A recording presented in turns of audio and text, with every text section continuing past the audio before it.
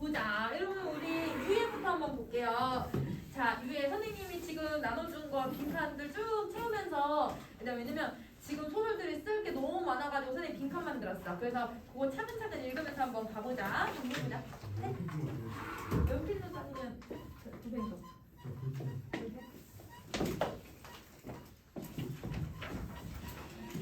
자, 가보자. 여러분 제목의 의미는 두 가지로 볼 거예요. 사전적 의미하고 여러분 이제 작품의 의미로 구분을 할 건데 글자 좀 작아도 같이 볼게요. 여러분 사전적 의미는 망설여서 일을 진행하지 않을 때 쓰는 표현이에요. 혹은 일을 진행하는데 시간이나 날짜를 미루는 것을 얘기할 때 유예라는 표현을 써요.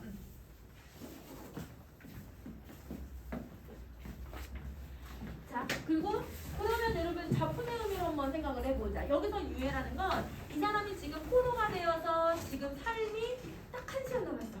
1시간 뒤면 이제 총살을 당할 거야. 그러면 그 1시간이 남았다는 걸 유예라고 표현을 해요. 그러면 여러분 거기 의미에다가 1번 뭐라고 써주냐면 여러분 요거는 총살당하기 전에 1시간 이거를 우리는 유예라고 표현을 합니다.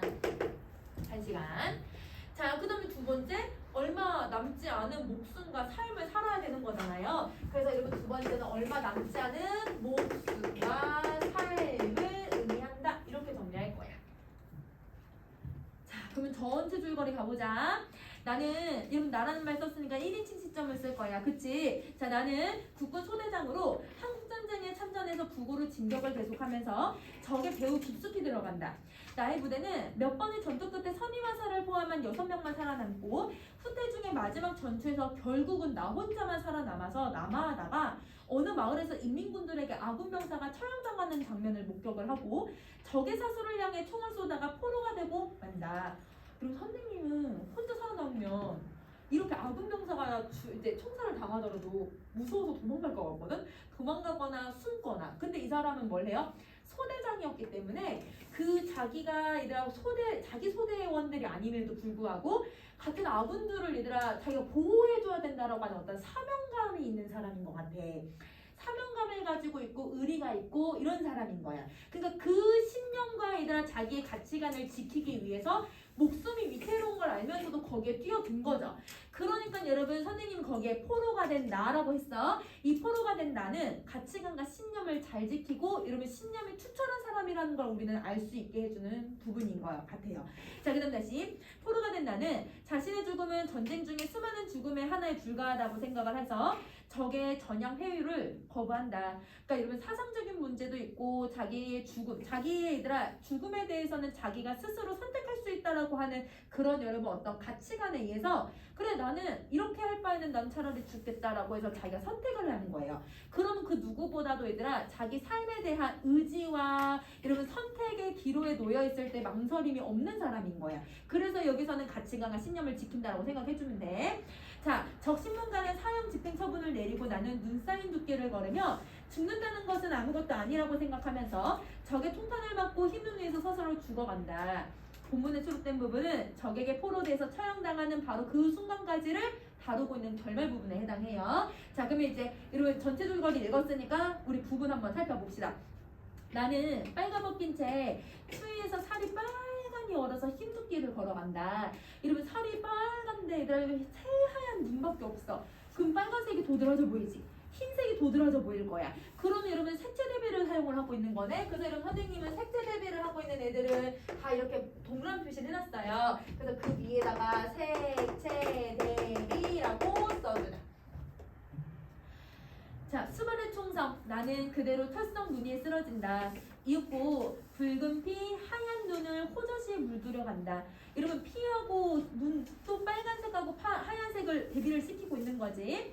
그 순간 모든 건 끝나는 것이다. 놈들은 멋쩍게 총을 다시 거꾸로 둘러매고 본대로 들어간다. 발을 눈에 털고 추위에 손을 비벼가면서 방 안으로 들어갈 테지. 몇 분 후면 그들은 화롯불에 손을 녹이며 아무 일 없었던 듯 담배들을 말아 피우고 기지개를 할 것이다.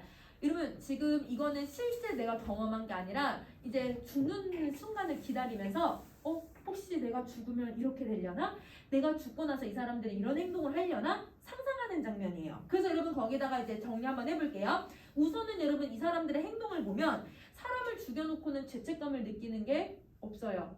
그렇게 상상하면 있어요. 그러면 이 사람들은 여러분 사람을 죽여놓고는 다시 금방 일상으로 돌아가 버리는 거야. 그래서 여러분 거기에다가 일상으로 돌아간다라고 정리해주고, 그래서 일상으로 돌아가는 것을 내가 스스로 상상하는 장면인 거죠. 그래서 여러분 거기 붉은색으로 표시된 1문단 끝에 나의 죽음에 대한 상상이라고 쓰자.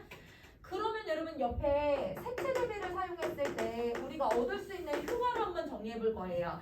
자, 여러분 색채 대비를 사용했을 때 얻을 수 있는 효과는 전쟁을 상징하는 그 빨간색이 너무 도드라져 보여. 그리고 피까지 흘리는 거잖아. 그러니까 전쟁의 비극성을 엄청 강조하는 효과를 가져요. 자, 그 다음 두 번째, 총살 직전에 절망적이고 냉혹한, 여러분 사람을 죽여놓고도 죄책감을 못 느끼는 절망감과 냉혹한 현실을 반영하고 있는 거야. 그래서 여러분 그 냉혹한 걸 차가운 눈에다 표현을 하는 거지. 그래서 여러분 거기다 절망이라고 써주자. 자, 세 번째, 인간의 가치가 여러분 이렇게 무의미하다라는 걸 보여주는 소재이기도 해요. 그래서 여러분 인간의 가치가 그렇게 무의미하기 때문에, 그러면 여러분 이렇게 사람이 죽어가도 사람들 아무렇지 않네, 사람이 죽어가는 걸 그냥 색채 대비를 통해서만 보여주고 있는 거네. 그러면 여기서는 생명 존중 사상이 들어간다 안 들어간다? 안 들어간다. 생명 존중 사상이 드러나지 않아요. 그래서 X 표시하자.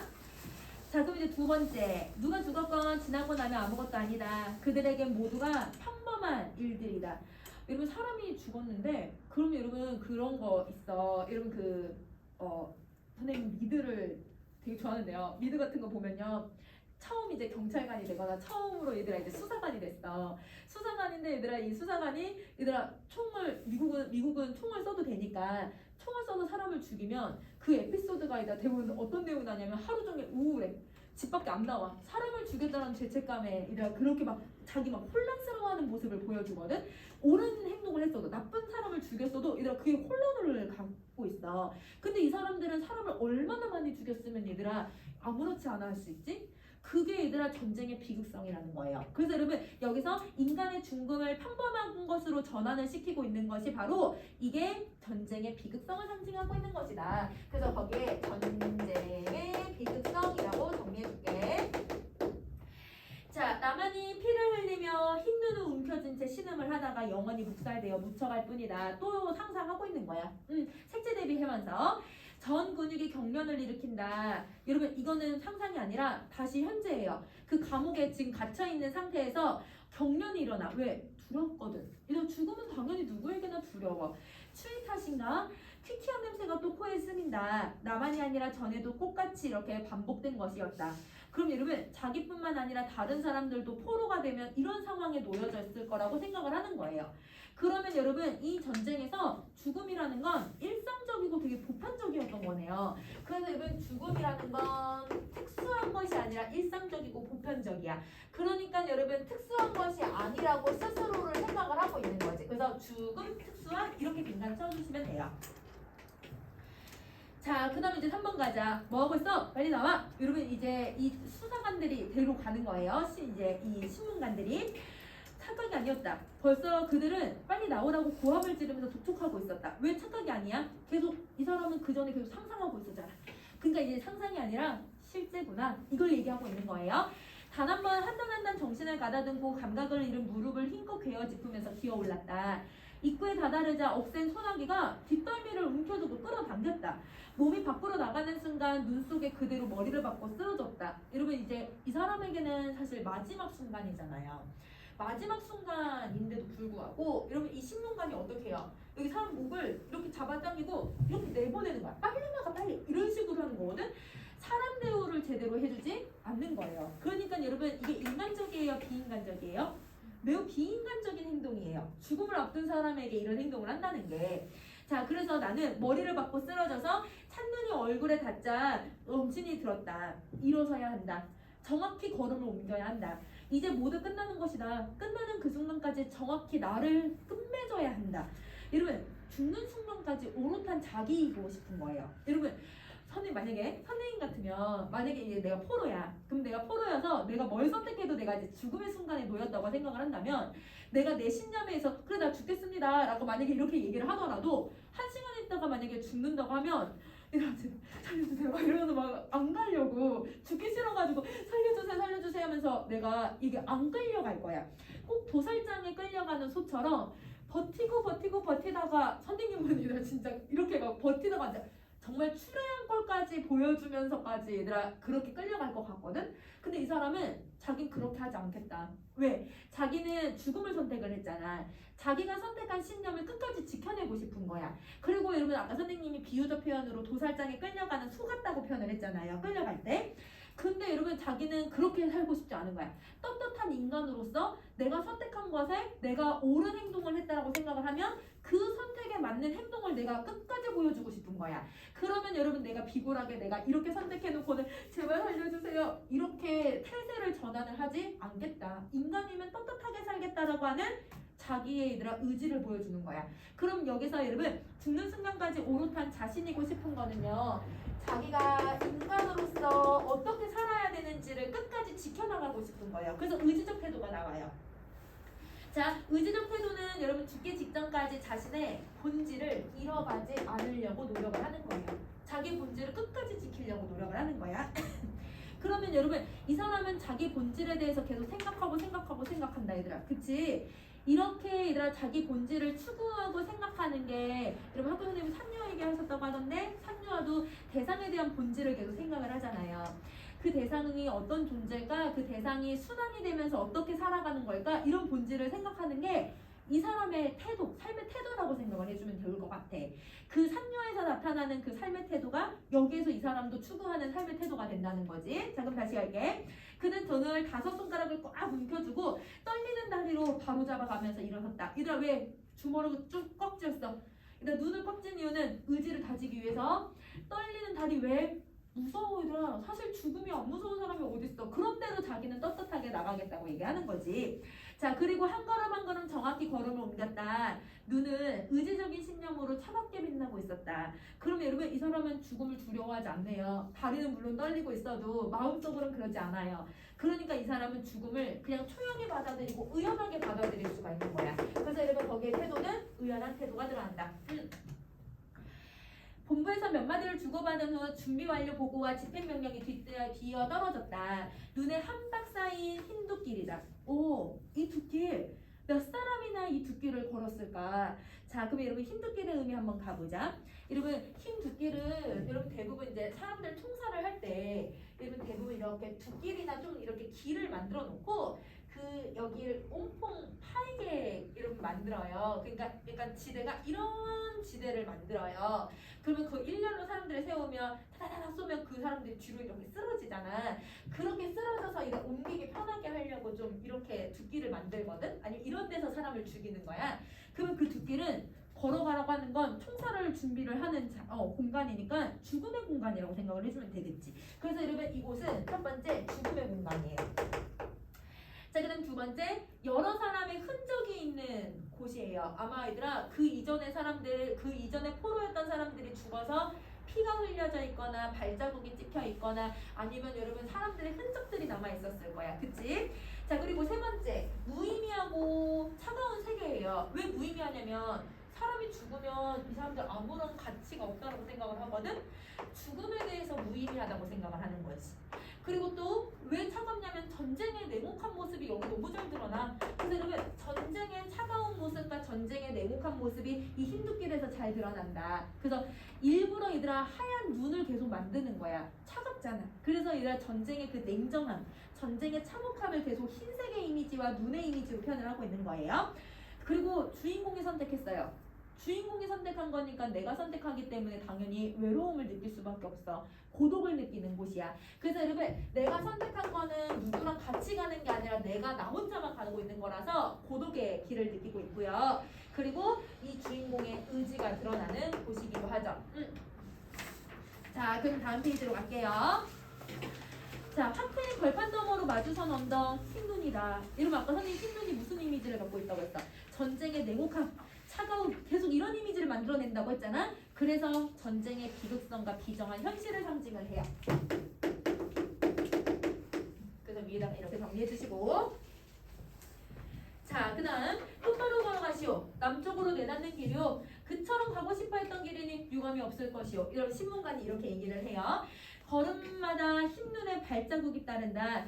한 걸음 두 걸음 정확히 걸어야 한다. 사수 준비. 총찬되는 소리가 바람에 차갑다. 눈앞엔 흰눈뿐 아무것도 없다. 이제 모든 게 끝난다. 끝나는 그 순간까지 정확히 끝을 맺어야 된다. 끝나는 1초 1각까지 나를 자기를 잊어서는 안 된다. 그럼 여러분 죽는 그 순간까지 자기를 잃지 않으려고 노력을 해요. 그러면 여러분 이런 경향을 문학에서는 무슨 경향을 갖고 있다고 하냐면 실존주의적 경향을 갖는다. 실존주의적 경향. 여러분 실존이라는 건 전쟁이 끝나고 나면 사람들이 왜 인간은 사람을 죽여야 될까? 인간이란 뭘까? 인간의 본질이란 뭐지? 이런 고민들을 많이 해요. 특히 1차 세계대전과 2차 세계대전 끝나고 우리나라는 한국전쟁이 끝나고 이 문학 경향이 엄청 유행하기 시작을 하게 되거든. 그럼 이 사람도 인간이란 뭘까? 죽는 순간까지 자기를 잃지 않는 게 과연 인간일까? 죽으면 다 헛되이 돌아가 버리는데 이게 과연 옳은 걸까? 이런 걸 계속 생각하게끔 만들어주는 문학 주제잖아. 그래서 이 작품도 실존주의적 경향을 갖고 있다라고 생각해주면 될 것 같아. 자, 그러면 옆에 날개를 가보자. 문장이요 되게 짧아요, 여러분. 죽음에 가까우면 가까울수록 문장이 더 짧아지고 있어요. 그러면 여러분 문장이 단문 형태로 되어 있는 거예요. 단문 형태. 단문 형태를 주면 여러분 속도가 빨라지니까 긴장감이 확 올라요. 뭐 때문에 긴장감이 확 오른다고? 속도감 때문에. 그치? 속도가 빨라지니까 여러분 긴장감이 확 올라가. 그리고 사건이 얘들아 긴박해지지. 왜냐면 죽음이라고 하는 제일 최절정 상태가 된 거잖아. 갈등이. 그래서 여러분 사건의 긴박함 그걸 독자에게도 죽음의 공포를 똑같이 느낄 수 있게끔 도와주는 역할을 하는 거예요. 그래서 죽음의 공포. 자, 근데 8번 가자. 걸음걸이는 그의 의지처럼 또한 정확했다. 아무리 한 걸음 한 걸음 나아가는 걸음걸이가 죽음에 접근해가는 마지막 길일지라도 결국 결코 허튼, 불안한, 절망적인 것일 수는 없는 것이다. 그럼 이 사람은 절망이라고 생각하지 않아. 불안하다고 생각하지 않아. 헛된 거라고 생각하지 않아. 죽음을 얘들 그냥 의연하게 받아들이고 초연하게 받아들이고 있는 거야. 흰눈, 그 속을 걷고 있다. 환칠이 트인 벌판 너머로 마주선 흰눈이다. 연발하는 총성, 마치 외부 세계의 자문과 같다. 그럼 여러분 이 총성을 외부 세계 같다라고 표현을 했거든요. 이거를 여러분 이제 비유적 표현이 쓰였다고 얘기를 하죠. 자, 왜 외부 세계 같다라고 하냐면 이렇게 전쟁이 사람의 죽음을 이런 식으로 받아들이면 맞는 걸까? 사람의 이 죽음을 총성으로 이렇게 대비를 하는 게 맞는 걸까? 그래서 여러분 작은 같다라고 하는 건 비인간적인 이 전쟁에 대한 작가 의식이 반영되어 있다라고 생각을 해주면 좋을 것 같아. 자, 그다음 다시 가자. 자, 아니 아무것도 아닌 것이다. 그는 흰눈 속을 그대로 한 걸음 한 걸음 정확히 걸어가고 있다. 근데 여러분 그라고 표현을 해요. 여기 여러분 지금 8번 문단은 나라는 말 안 쓰고 그라는 말 쓰고 있죠. 여러분 요거는 아마 그가 이제 의식을 잃어가고 있으니까 그라고 서술을 해주고 있을 거야. 그럼 여러분 시점이 뭘로 바뀌냐면 지금 전제작가 시점으로 바뀌었어요. 그래서 여러분 지금 얘는 여러분 나라고 하는 1인칭 주인공 시점하고 전제작가 시점을 혼용하면서 지금 사용을 하고 있는 거예요. 알겠죠? 8번이 지금 혼용되는 부분이에요. 자, 그 다음에 그리고 그 눈 속에 부서지는 발자국 소리가 어렴풋이 들려온다. 두런두런 이야기 소리가 난다. 누가 뒤통수에서 잡아일으키는 것만 같다. 허리에 충격을 느꼈다. 여러분 이게 뭐냐면 총을 맞고 일단 이 사람이 탁 쓰러졌잖아. 의식을 잃어가고 있는데 여러분 의식을 잃어가고 있는데 이 사람들이 이제 처리하려고 끌고 가는 거야. 끌고 가는 걸 여러분 누가 서술하는 것처럼 표현을 해? 여러분 이 지금 서술자가 바깥에 있는 여러분 전제작가 시점이 여러분 이 사람이 끌려가고 있다는 걸 여러분 직접적으로 설명하지 않고 여러분 이렇게 사람들이 뒷덜미를 잡아 끄는 것 같다. 뭐 하는 것 같다. 이 사람의 내면을 독백처럼 서술을 해주고 있는 거야. 그래서 여러분 내면 서술이 잘 드러나고 있는 거지. 그래서 여러분 여기서는 전지현 작가 시점이 관찰하고 얘들아 서술을 해주기보다는 내면을 독백해주는 부분을 계속 말해주고 있다고 생각을 해주면 돼. 전지현 작가 이건 기판 없어 얘들아. 이 전지현 작가 시점이 이 부분에서 인물의 심리 즉 내적인 부분을 계속 서술을 해주고 있어요. 그러니까 여러분 이거는 객관적인 서술이 될 수는 없죠. 왜냐면 이 사람의 내면을 계속 보여주고 있으니까. 만약에 이걸 객관적으로 서술했으면 그들은 죽은 그 사람을 끌고 어디로 갔다. 이런 식으로 아마 서술을 했을 거야. 그게 아니지. 그래서 여러분 여기는 약간 주관적인 성격이 되게 강해. 전지적 작가 시점임에도 불구하고. 자, 그리고 뒤에 아니 아무것도 아니다. 아무것도 아닌 것이다. 그 사람의 의식을 그대로 설명을 해주고 있는 거죠. 자, 그러면 전쟁 당시 한 인간의 죽음이 아무것도 아니라고 하는 어떤 인식이 보여지냐면 허무함. 인간의 죽음은 아무것도 아니구나. 허망함. 그래서 여러분 인간의 죽음에 대한 허무함과 허망함에 대해서 얘기하고 있다. 자, 9번 갈게. 흰눈이 회색빛으로 흩어지다가 점점 어두워져 간다. 여러분 요거는 의식이 흐려지는 걸 여러분 시각적으로 제시를 하는데, 여러분 이 시각적인 거를 여러분 이제 문제에서는 어떻게 표현하기가 하냐면 명암 대비. 하얀색이 어두워지고 있잖아요. 그러니까 여러분 점점 회색으로 변한다는 건 명암대비라는 표현을 쓰기도 해. 그래서 여러분 시각적으로 제시한다. 칸이 좀 부족하지만 여러분 명암대비도 같이 써줘. 자, 모든 것은 끝난 것이다. 놈들은 멋쩍게 총을 다시 거꾸로 둘러매고 본부로 돌아갈 테지. 눈을 털고 추위에 손을 비벼가며 방 안으로 들어갈 것이다. 몇 분 후면 하룻밤에 눈을 녹이면서 아무 일 없었던 듯 담배를 말아피고 기지개를 할 것이다. 누가 죽었던 지나고 나면 아무것도 아닌 것이다. 여러분 선생님 다시 또 얘들아 이렇게 밑줄 그어놓은 부분들을 있잖아. 이 부분은 다시 얘들아 앞에서 상상했던 거를 다시 한번 또 얘기해주고 있는 거야. 그럼 여러분 자신이 상상했던 내용이 진짜 얘들아 이게 예측했던 내용 그대로 보여주고 있다는 걸 얘기하는 거지. 예측한 대로 여러분 행동할 것을 또 보여주는 거야. 그러면 여러분 반전은 없네. 이 사람들이 얘들아 막 죄책감 느끼고 이 사람들이 인간의 죽음에 대해서 막 마음 아파하고 이런 모습 결국 없네. 그러면 비정함이 또 드러나죠. 전쟁의 비극적인 모습이 또 드러나고 있는 거야. 자, 그러면 여러분 그럼 빈칸 정리해볼게. 여러분 우선 옆에 날개에 자신이 상상한 장면이 들어갔어요. 이게 반복이 되면서 여러분 맨 아래 얘들아 굵게 표시된 부분 한번 봐봐. 사람을 죽이고 쉽게 일상으로 돌아가고 있으니까 그거를 2번이나 반복해주고 반전 없이 제시하고 있으니까 이거 전쟁의 비극성을 드러낸다. 자, 의식이 그로부터 점점 어두워져 갔다. 흰눈이다. 햇볕이 따스히 눈 위에 부서진다. 그럼 여러분 사람의 죽음이 모두 평범하다고 얘기를 했잖아요. 그럼 죽음에 대한 무의미성에 대해서 얘기를 하고 있어요. 자, 그리고 여러분 햇볕이 따스히 눈 위에 부서진다라는 것은 선생님이 지금 시각적 이미지라고 써놓긴 했는데, 근데 여러분 이건 배경이거든. 배경. 근데 이 배경 흰눈이 쫙 펼쳐져 있고 햇살이 따사롭게 쫙 비치면 햇살이 얘들 눈에 반사돼서 반짝반짝반짝반짝 빛나서 되게 예뻐 얘들아 사실은. 그러면 여러분 배경은 너무 아름답게 지금 표현을 해. 배경은 아름다운데 여러분 지금 상황을 봐. 그 눈길에서 사람이 죽었거든요. 그러면 여러분 이 상황 자체는 사람이 얘들아 죽었어요.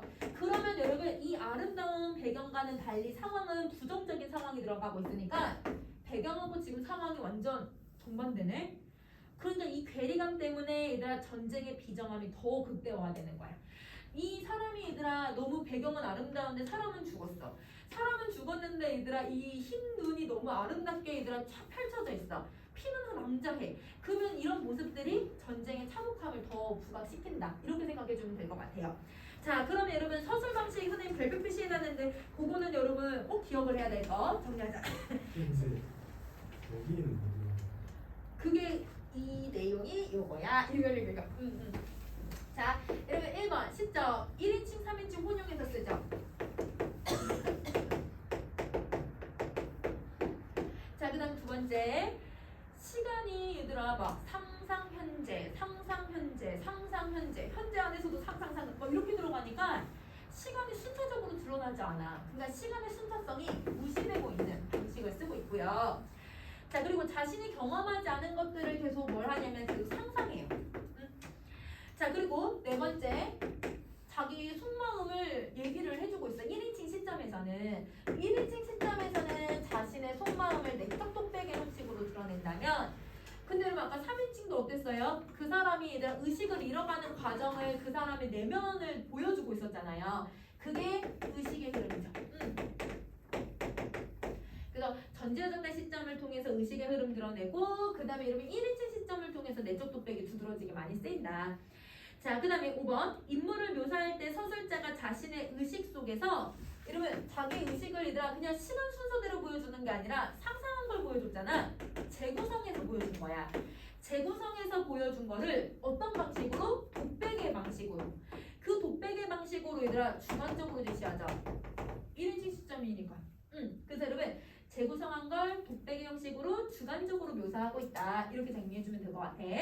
자, 그리고 전제적과 시점을 쓰고는 있지만 전제적과 시점을 쓰는 이유는 얘들아 그 죽는 순간의 의식의 흐름을 보여주려고 하잖아요.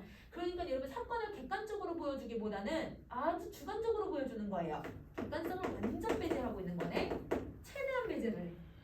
선생님 최대한이라고 써놨어 얘들아.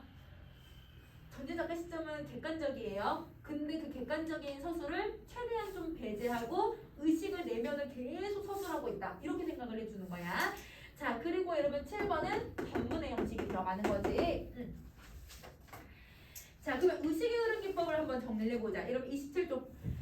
자, 시점의 특징 갈게요. 여러분 시점의 특징은 내면의 의식의 흐름 기법을 사용하고 있어요. 내면 의식의 흐름 기법. 자, 가자. 개념. 현실에 대한 객관적 묘사보다 철저하게 주관화된 내면 의식을 보여주는데 초점을 맞추는 기법이어서 근데 여러분 이거는 내면 의식을 보여주는데 쓰는 기법이라고 했잖아. 근데 여러분 내면 의식을 여러분 내가 여과 없이 거르는 거 없이 그냥 있는 그대로 다 보여주는 방식을 얘기를 해요. 자, 여러분 2번은 선생님 아까 얘기했던 내용이고 3번만 가보자. 자, 주인공 생의 자신의 생각이나 과거의 상황 등은 시간의 순차성을 무시하고 주인공의 의식 속에서 유흥에 녹아들어서 주관하는 채로 드러난다. 그래서 과거, 현재, 미래가 순차적으로 제시되는 게 아니라 자유롭게 제시되고 있다. 이렇게 정리할 거야. 자, 그리고 네 번째 아까 했던 거 다시 정리할 거예요. 급박한 형태의 단문 형태는 그 독자에게 죽음의 공포심을 계속 부각을 시킨다. 이렇게 정리해주면 될 것 같아. 자, 그럼 여러분 유해는 이렇게 정리하시고 여러분 이제 황망근으로 한번 가봅시다.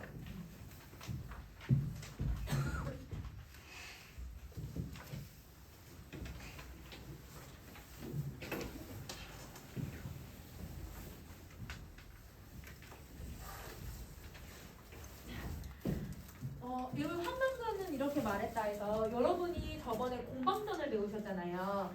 공방전이 여러분 전의 형식을 띠고 있었죠. 여러분 전의 형식은 여러분 인물에 무슨 형식이 들어가야 돼요? 일대기, 그치? 그리고 또 하나 더 논평 이게 들어가야 되는 게 전의 일반적인 특징이란 말이야. 얘가 전통을 많이 계승하고 있는 작품이야. 그래서 여러분 전통을 계승하고 있는 내용들을 좀 기억을 할 거예요. 전통을 계승하는 게 이 딱 지금 문학필 책에 나와 있는 부분은 크게 두 개가 들어가거든. 그래서 여러분 전통을 계승하고 있는 게 얘들아 두 개가 있는데 그 두 가지는 조금 이따가 다시 한번 또 정리해보자. 자, 제목의 의미부터 한번 볼게요. 여러분 이 전문 내용 다 보시면 알겠지만 황망근이 말하거나 황망근이 직접 행동하거나 황망근이 뭔가 하는 게 거의 잘 안 나타난다. 대부분 황망근을 관찰한 사람이 얘기를 하거나 황망근의 말을 들어서 얘기를 해주거나 옛날 이야기를 들려주거나 이런 식으로 표현을 해. 황망근의 직접적인 생각이 드러나는 부분이 얘들아 대부분 그것도 민씨의 말로 바꿔서 제시되고 황망근이 직접적으로 얘기하는 부분이 엄청 적어요. 그런데 제목은 황망근이 이렇게 말했다예요. 그럼 왜 이런 서술을 왜 이런 제목을 삶았을까? 그걸 옆에 이제 제목의 의미를 한번 가보자. 황망근의 일대기를 제시했어요. 그래서 여러분 거기에다가 황망근의 일대기를 제시하여 농사에 대한 여러분 황망근의 긍정적인 인식을 보여주고 일대기를 통해서 그리고 황망근 씨가 얘들아 남을 배려하고 황망근이 남을 얘들아 사랑하고 남들에게 얘들아 그 막 베푸는 그런 모습들을 통해서 이 사람이 추구했던 여러분 긍정적인 삶을 보여주어 농촌 사회가 가지고 있는 당시의 불합리성을 고발하려고 얘기를 하는 거야. 그러니까 그 고발을 작가가 얘기를 해야 되니까 황망근이 이렇게 살았는데 황망근이 아마 살아있으면 이런 식으로 얘기했을 거야. 이렇게 제목을 삼은 거예요. 자, 그러면 황망근이 이들 어떻게 살고 어떤 인식을 가지고 있는지 한번 살펴보자. 망근인지 방근인지 그 바보자성 하나 때문에 여기까지. 자, 이러면 망근인지 방근인지는 황망근 씨의 실제 이름은 망근이고요. 이 사람의 별명이 방근이에요. 방근. 자, 왜 방근이라고 불리냐면 여러분 두 가지 이유가 있는데 키가 되게 작아요. 그래서 키가 작으니까 여러분 사람이 아니라 그 고기를 셀 때 근으로 세잖아. 근 막 10근 주세요. 아니면 5근 주세요. 이렇게 할 때 반밖에 안 된다. 라고 해서 반근. 이 이름을 따와서 방근이라고 부르고 그리고 황방근 씨가 사실은 정신이 지능이 그렇게 높은 편은 사실은 아니야. 그러니까 약간 일반인들보다는 좀 떨어지는 모습을 가지고 있어. 그러니까 여러분 반쪽짜리 이런 의미를 가지고 있어서 황방근 씨를 아주 얘들아 무시하고 황방근 씨를 희화화시키는 별명이에요. 그러니까 이런 말장난인 거잖아요. 망근망근, 그치? 그래서 여러분 언어 유희를 쓰는 거야. 언어 유희를 사용을 해서 황방근 씨의 호칭을 만들고 그거는 얘들아 마을 사람들이 얼마나 황방근 씨를 업신여겼는지를 보여주고 있는 여러분 이 별명이다. 이렇게 생각해 주시면 돼요. 그 바보 자석 하나 때문에 소염을도 못하러 가고 이게 뭐라? 20마리나 되는 소가 한 번에 바꾸는 게 중요한가? 바보 자석 하나가 어디 가서 술 처먹고 집에 안 들어오는 게 중요한가? 어휴 이 썩으라. 여러분 자 20마리라고 하는 말은 20마리인데 20마리를 사투리로 표현을 하고 있어. 그러면 여러분 이 글은 방언을 직접적으로 사용을 하는 거지.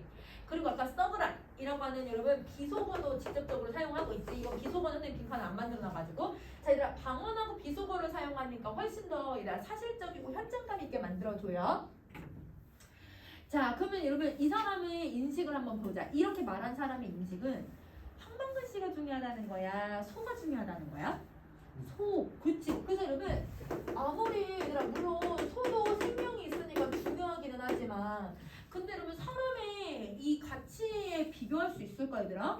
근데 사람보다 얘들아 소가 더 중요하다고 얘기하는 이런 모습 자체가 이기적이고 인정 없는 마을 사람들의 모습을 대표적으로 보여주는 말이라고 생각하시면 돼요. 그래서 여러분 거기에 이기적인 사람의 모습이 들어간다.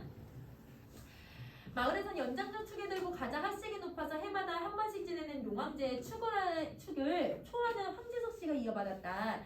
아유 그래도 선생님이랑 그 뜻 거기다 써놨어. 진례에 있었던 사람이 없으지만 필시 연우가 있는 기라 사람이 바늘이라 뭐래라 기왕 없이는 게 어딨어. 암만 그래도 우리 동네 사람 아니라 방근이 아니다. 망근이가 여기서 나는 동안 한 번도 밖에서 안 들어온 적 없는데 말이다. 그러니까 얘들아 이 조그만 동네에서 이러면 이 황방근 씨를 무시하지 마라. 그래도 얘들아 황재석 씨는 조금 걱정하는 모습을 보여주고 있는 거야. 아니죠 일씨 가가 군대 간다겠었는데 여운지 토끼인지 하고 밤새도록 싸우느라 하루는 안 들어왔습니다. 여러분 이렇게 얘기를 해요. 그러면 여러분 선생님 거기 써놓은 거 보세요. 황방근이 과거 얘들아 군대 이제 검사 받으러 신병 검사 받으러 가잖아요. 그러면 얘는 이 진병 검사 받으러 갔다가 자기보다 큰 토끼를 만나서 싸워서 새벽에 들어온 경험이 있었거든요. 근데 여러분 이 황방근 씨가 여러분 그 사실은 약간 선생님이 아까 뭔가 지능이나 이런 부분들이 일반인들보다는 조금 부족한 사람이라고 얘기를 했잖아. 그러니까 이 키도 작고 얘들아 뭔가 얘들아 사람들한테 무시당하고 지능도 조금 부족하고 이러니까 이 사람이 결혼을 하고 그렇게 장애를 비하하기보다는 결혼을 하고 아이를 낳고 얘들아 이 농촌에서 얘들아 이렇게 부모님을 모시면서 살아간다는 게 사실은 이게 좀 어렵다고 사람들이 생각할 수 있을 것 같아요. 그거의 타당성을 만들기 위해서 여러분 여기에 토끼를 놓기 시작을 해요. 그래서 여러분 혹시 이상한 나라 앨리스 혹시 아세요 여러분? 거기에 이상한 나라 앨리스가 토끼가 얘들아 뭐 양복 입고 회전시계 들고 이렇게 가다가 그 애를 따라가다가 얘들아 이상한 나라에 가게 되잖아. 그것처럼 여러분 이 황방근 씨가 토끼를 만나요. 진짜 이만한 토끼를 만나거든요. 근데 이 토끼가 황방근 씨의 팔을 탁 물어요. 탁 잡아요. 잡고 얘들아 막 블랙홀 같은 곳에 빨려 들어가거든요. 근데 여러분 누가 잡았냐면 아까 토끼가 잡았다고 했잖아요. 근데 토끼가 야 빨리 나 좀 놔줘 막 이렇게 얘기를 해. 말도 해. 근데 황방근 씨 자기가 잡혀있는데 네가 놔야지 이렇게 얘기를 하거든 황방근 씨가. 근데 이 토끼가 계속 놔주라고 이렇게 하는데 지가 안 놓는 거야. 그래서 이제 황방근 씨가 이제 되게 순수한 사람이잖아. 순수한 사람이니까 그래서 때를 내가지고 그러면 내 소원 들어주면 놔줄래? 이렇게 놔줄까? 이렇게 얘기를 해서 소원을 들어주겠다고 얘기를 해. 그래서 여러분 소원 3개를 들어주거든요. 하나는 엄마 오래 살았으면 좋겠어. 황방근 씨 첫 번째 소원. 그러니까 토끼가 집에 가면 엄마 오래 살걸? 이렇게 얘기를 해. 너 집에 가면 이제 엄마 오래 살 거야. 이렇게 얘기를 해. 두 번째는 아내가 있었으면 좋겠어. 3달 뒤에 호수에 가보래요. 그 다음에 3번째는 나 떡두꺼비 같은 아들 낳고 싶어. 이렇게 얘기를 하고 하니까 그러니까 여러분 이 토끼가 그러면 그거 너 한 1년 있으면 아들 생겨? 이렇게 얘기를 하는 거야. 그러니까 여러분 이 황망근 씨가 그래 그럼 알겠어 탁 해가지고 했더니 토끼가 싹 사라진 거야. 그러면 근데 되게 이게 말이 안 되는 상황이잖아. 근데 집에 가봤더니 엄마가 이 아들이 너무 늦게 오니까 배가 고파서 떡을 먹는데 떡이 목에 탁 걸려서 숨을 못 쉬고 있는 상황이야. 아들이 가가지고 얘들아 그 순간 엄마를 탁 이렇게 해가지고 떡을 토하겠거든요. 엄마 살았어. 만약에 얘들아 조금만 몇 분만 더 늦었어도 엄마 죽었을 거야. 그러면 첫 번째 소원이 이루어졌네. 그리고 정말 3달 뒤에 밤에 잠자는데 이상한 소리가 들려서 밖에 나가봤더니 호숫가에 어떤 여자가 자살을 하려고 들어가는 거야. 그 여자 구해요. 근데 그 여자가 아이를 메고 있는 상태였어가지고 그러니까 진짜 1년 있다가 떡떡거리는 아들을 얻었어. 근데 이 여자는 원래 죽으려고 했기도 했고 아이 때문에 아마 그렇게 했을 거야. 그러니까 여러분 아이랑 한방근씩 버리고 가거든요. 근데 아들 생겼고 아내가 잠깐이라도 있었잖아. 이런 내용들을 만들어주려고 토끼를 넣어놓은 거야. 이거는 그러면 여러분 고전 소설에 있는 무슨 모습이랑 비슷하냐면 비현실성이랑 되게 비슷한 거네, 그치? 그래서 여러분 거기에 비현실적인 요소라고 써주시고 그 정기성이 여러분 전통을 계승하고 있는 부분에 해당해요. 정기성이. 이게 정기성이 여러분 비현실적인 요소고 전통을 계승하는 첫 번째 부분이에요. 자, 그럼 다시 가자. 용왕제에서 집사역을 하는 황동수 씨가 우스개처럼 말을 이었다. 아침밥을 먹기도 전에 황망근의 아들이 찾아와서 황망근이 집에 돌아오다고 하길래 얼결에 동네 사람을 불러 모으게 했던 이 민 씨는 분위기가 이상하게 돌아간다고 생각하고 참견을 하기 시작했다.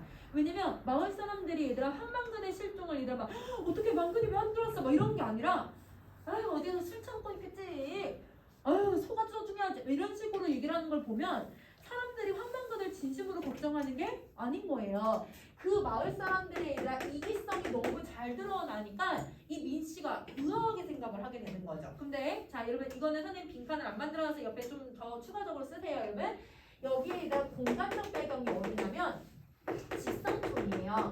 여러분 집성촌은 같은 성끼리 모여 사는 마을을 집성촌이라고 해요. 왜 같은 성끼리 모여 사냐면 친척들이어서 그래요. 그래서 여러분 여기 보면 황재석, 황동석, 여러분 막 황영석, 황동수 이렇게 이름이 거의 비슷하, 학렬이 비슷해. 이름이 비슷하다라는 건 이 사람들 다 뭐 8촌에, 6촌에, 7촌에 이런 사람들인 거거든.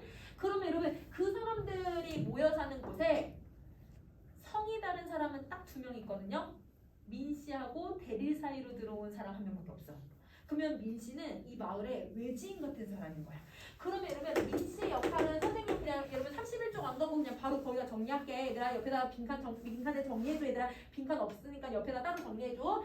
민 씨는 이 마을의 외부인 같은 사람인 거예요. 그러면 여러분 이 마을 안에서 마을 사람들끼리 되게 이기적인 행동을 하고 있잖아요. 황망근 씨 무시하고 황망근 씨에게 얘들아 부정적인 행동을 하고 있고 그런 거를 얘들아 민 씨 외부인의 시선으로 바라보면 객관적으로 서술할 수 있네. 그래서 여러분 민 씨는 여러분 여기서 객관적인 시선을 가지고 당시 농촌의 모습과 사람들의 이기성을 고발하는 사람의 역할이라고 생각을 해주면 되는 거야. 이게 민 씨의 역할이에요. 자, 어제 걸기대회 간다고 간 사람 누구십니까? 한방근 씨하고 같이 간 사람은요. 걸기대회 하는 동안 본 사람 없나요? 자리에 모인 대여섯 명의 황씨들은 서로의 얼굴을 마주보더니 고개를 흔들었다. 자, 그럼 이제 8번 가자. 다음날 새벽. 여러분 이 다음날 새벽은요. 여러분 언제냐면 걸기대회 당일을 얘기를 해요. 이거고요. 근데 아까 1번부터 얘들아 1번부터 7번까지는 걸기대회 다음 날이었어요. 왜냐면 걸기대회 다음 날 황망근 씨 안 돌아왔잖아요. 그래서 이게 걸기대회 다음 날이에요. 그럼 여러분 시간이 순서대로 서술되고 있는 거예요? 아니죠. 시간이 얘들아 조금 순차적으로 흐르는 게 아니에요. 역수행적으로 좀 흘러요. 자, 민 씨는 새벽녘에 잠깐 동네 어귀에서 탈탈거리는 경운기 소리를 들었다. 탁탁탁 시동이 잘 안 걸리는 모양이다. 여러분 원래 황망근 씨의 얘들아 이 경운기는 원래 시동이 잘 안 걸려요. 아무나 걸 수 있는 건 아니고 황망근 씨만 걸 수 있어. 여러분 혹시 경운기 시동 거는 거 혹시 보신 적 있어요? 선생님은 어렸을 때 우리 할아버지가 경운기를 타고 다니셔가지고 경운기가 선생님은 이제 어렸을 때 기억에 있거든요. 그래서 어떻게 하냐면 먼저 바로 에다 차키 꽂아가지고 쭉 하면 시동이 바로 걸리는 게 아니라 예열처럼 뭔가를 해야 돼. 계속 뭘 돌려. 이렇게 막 돌린 다음에 타다다다다 이렇게 소리가 나. 타다다다 한 다음에 드득 이렇게 소리가 나면서 그때 시동이 켜져. 그러니까 내가 시동을 켜려면 예열을 해야 되거든. 근데 여러분 여기서 타다다다 계속 예열을 하는데 시동이 계속 안 걸리는 상황인 거야. 그럼 시동이 안 걸린다라는 건 황망근 씨는 시동을 누구보다 잘 거는 사람인데 그걸 못 거네. 그러면 불길한 일이 벌어질 거라는 걸 암시해주는 역할을 하는 거예요. 황망근 씨는 얘들아 되게 운전도 잘하고 얘들아 기계 되게 잘 다뤄요. 그런데도 얘들아 이걸 못하고 있다는 건 여러분 황망근 씨가 불길한 일을 당할 거라는 걸 암시해주고 있고, 그럼 여러분 첫 번째 줄에 있는 청각적 이미지도 그러면 무슨 이미지를, 청각적 이미지도 무슨 역할을 하냐면 암시의 역할을 하는 거야. 암시를 두 개를 써줄 거야. 청각적 암시 두 개. 자, 그 다음 타다다다다다 탈탈탈. 그 뒤에도 걸기대에 가는 집마다 경운기를 끌고 나오려면 온 동네가 시끄럽다고 생각을 했지만 웬일인지 다른 경운기 소리는 들려오지 않았다. 왜냐면 모든 마을 사람들이 다 자가용 타고 왔거든요. 그러면 여러분 이 장이 걸기대에는 얘가 시위하는 건데 마을마다 얘가 다 경운기를 타고 오자고 얘기를 한 거야. 왜냐면 자기네 투쟁 의지를 보여주자고. 근데 여러분 그 경운기를 타면 사실 경운기 안 빨라요, 여러분. 경운기 선생님이 뛰잖아요. 선생님 달리기가 느림에도 불구하고 선생님이 더 빨라요. 경운기는 진짜 짐을 싣고 가기 위한 수단인 거야. 그러면 여러분 이 경운기를 그 느린 속도로 고속도로를 타야 돼. 근데 고속도로를 타면 얘들아 아무 장비 없이 얘들아 그 100km, 120km 달리는 차들을 맞닥뜨려야 돼요. 그러니까 얘들아 무섭고 위험하고 이런 일을 누구에게 시킨 거예요? 가장 업신여기는 황망근 씨한테 시킨 거예요. 그러니까 마을 사람들이 얼마나 이기적인지를 보여주고 있는 거죠. 그래서 여러분 거기 마을 사람들의 이기성이 드러난다. 거기에 이기성이라는 것도 써주자. 자, 경운기 소리가 아득히 멀어가는 소리를 들으면서 민씨는 까무르륵 잠이 들었다. 전날 밤, 여러분 이 전날 밤은 걸기대회 전날이에요. 자, 전날 밤 분명 꿈은 아니었다. 민씨는 황망근의 말을 이렇게 들었다. 여러분 황망근의 말, 근데 여러분 제목이 황망근은 이렇게 말했다라는 게 제목이잖아. 제목과의 연관성을 가져요.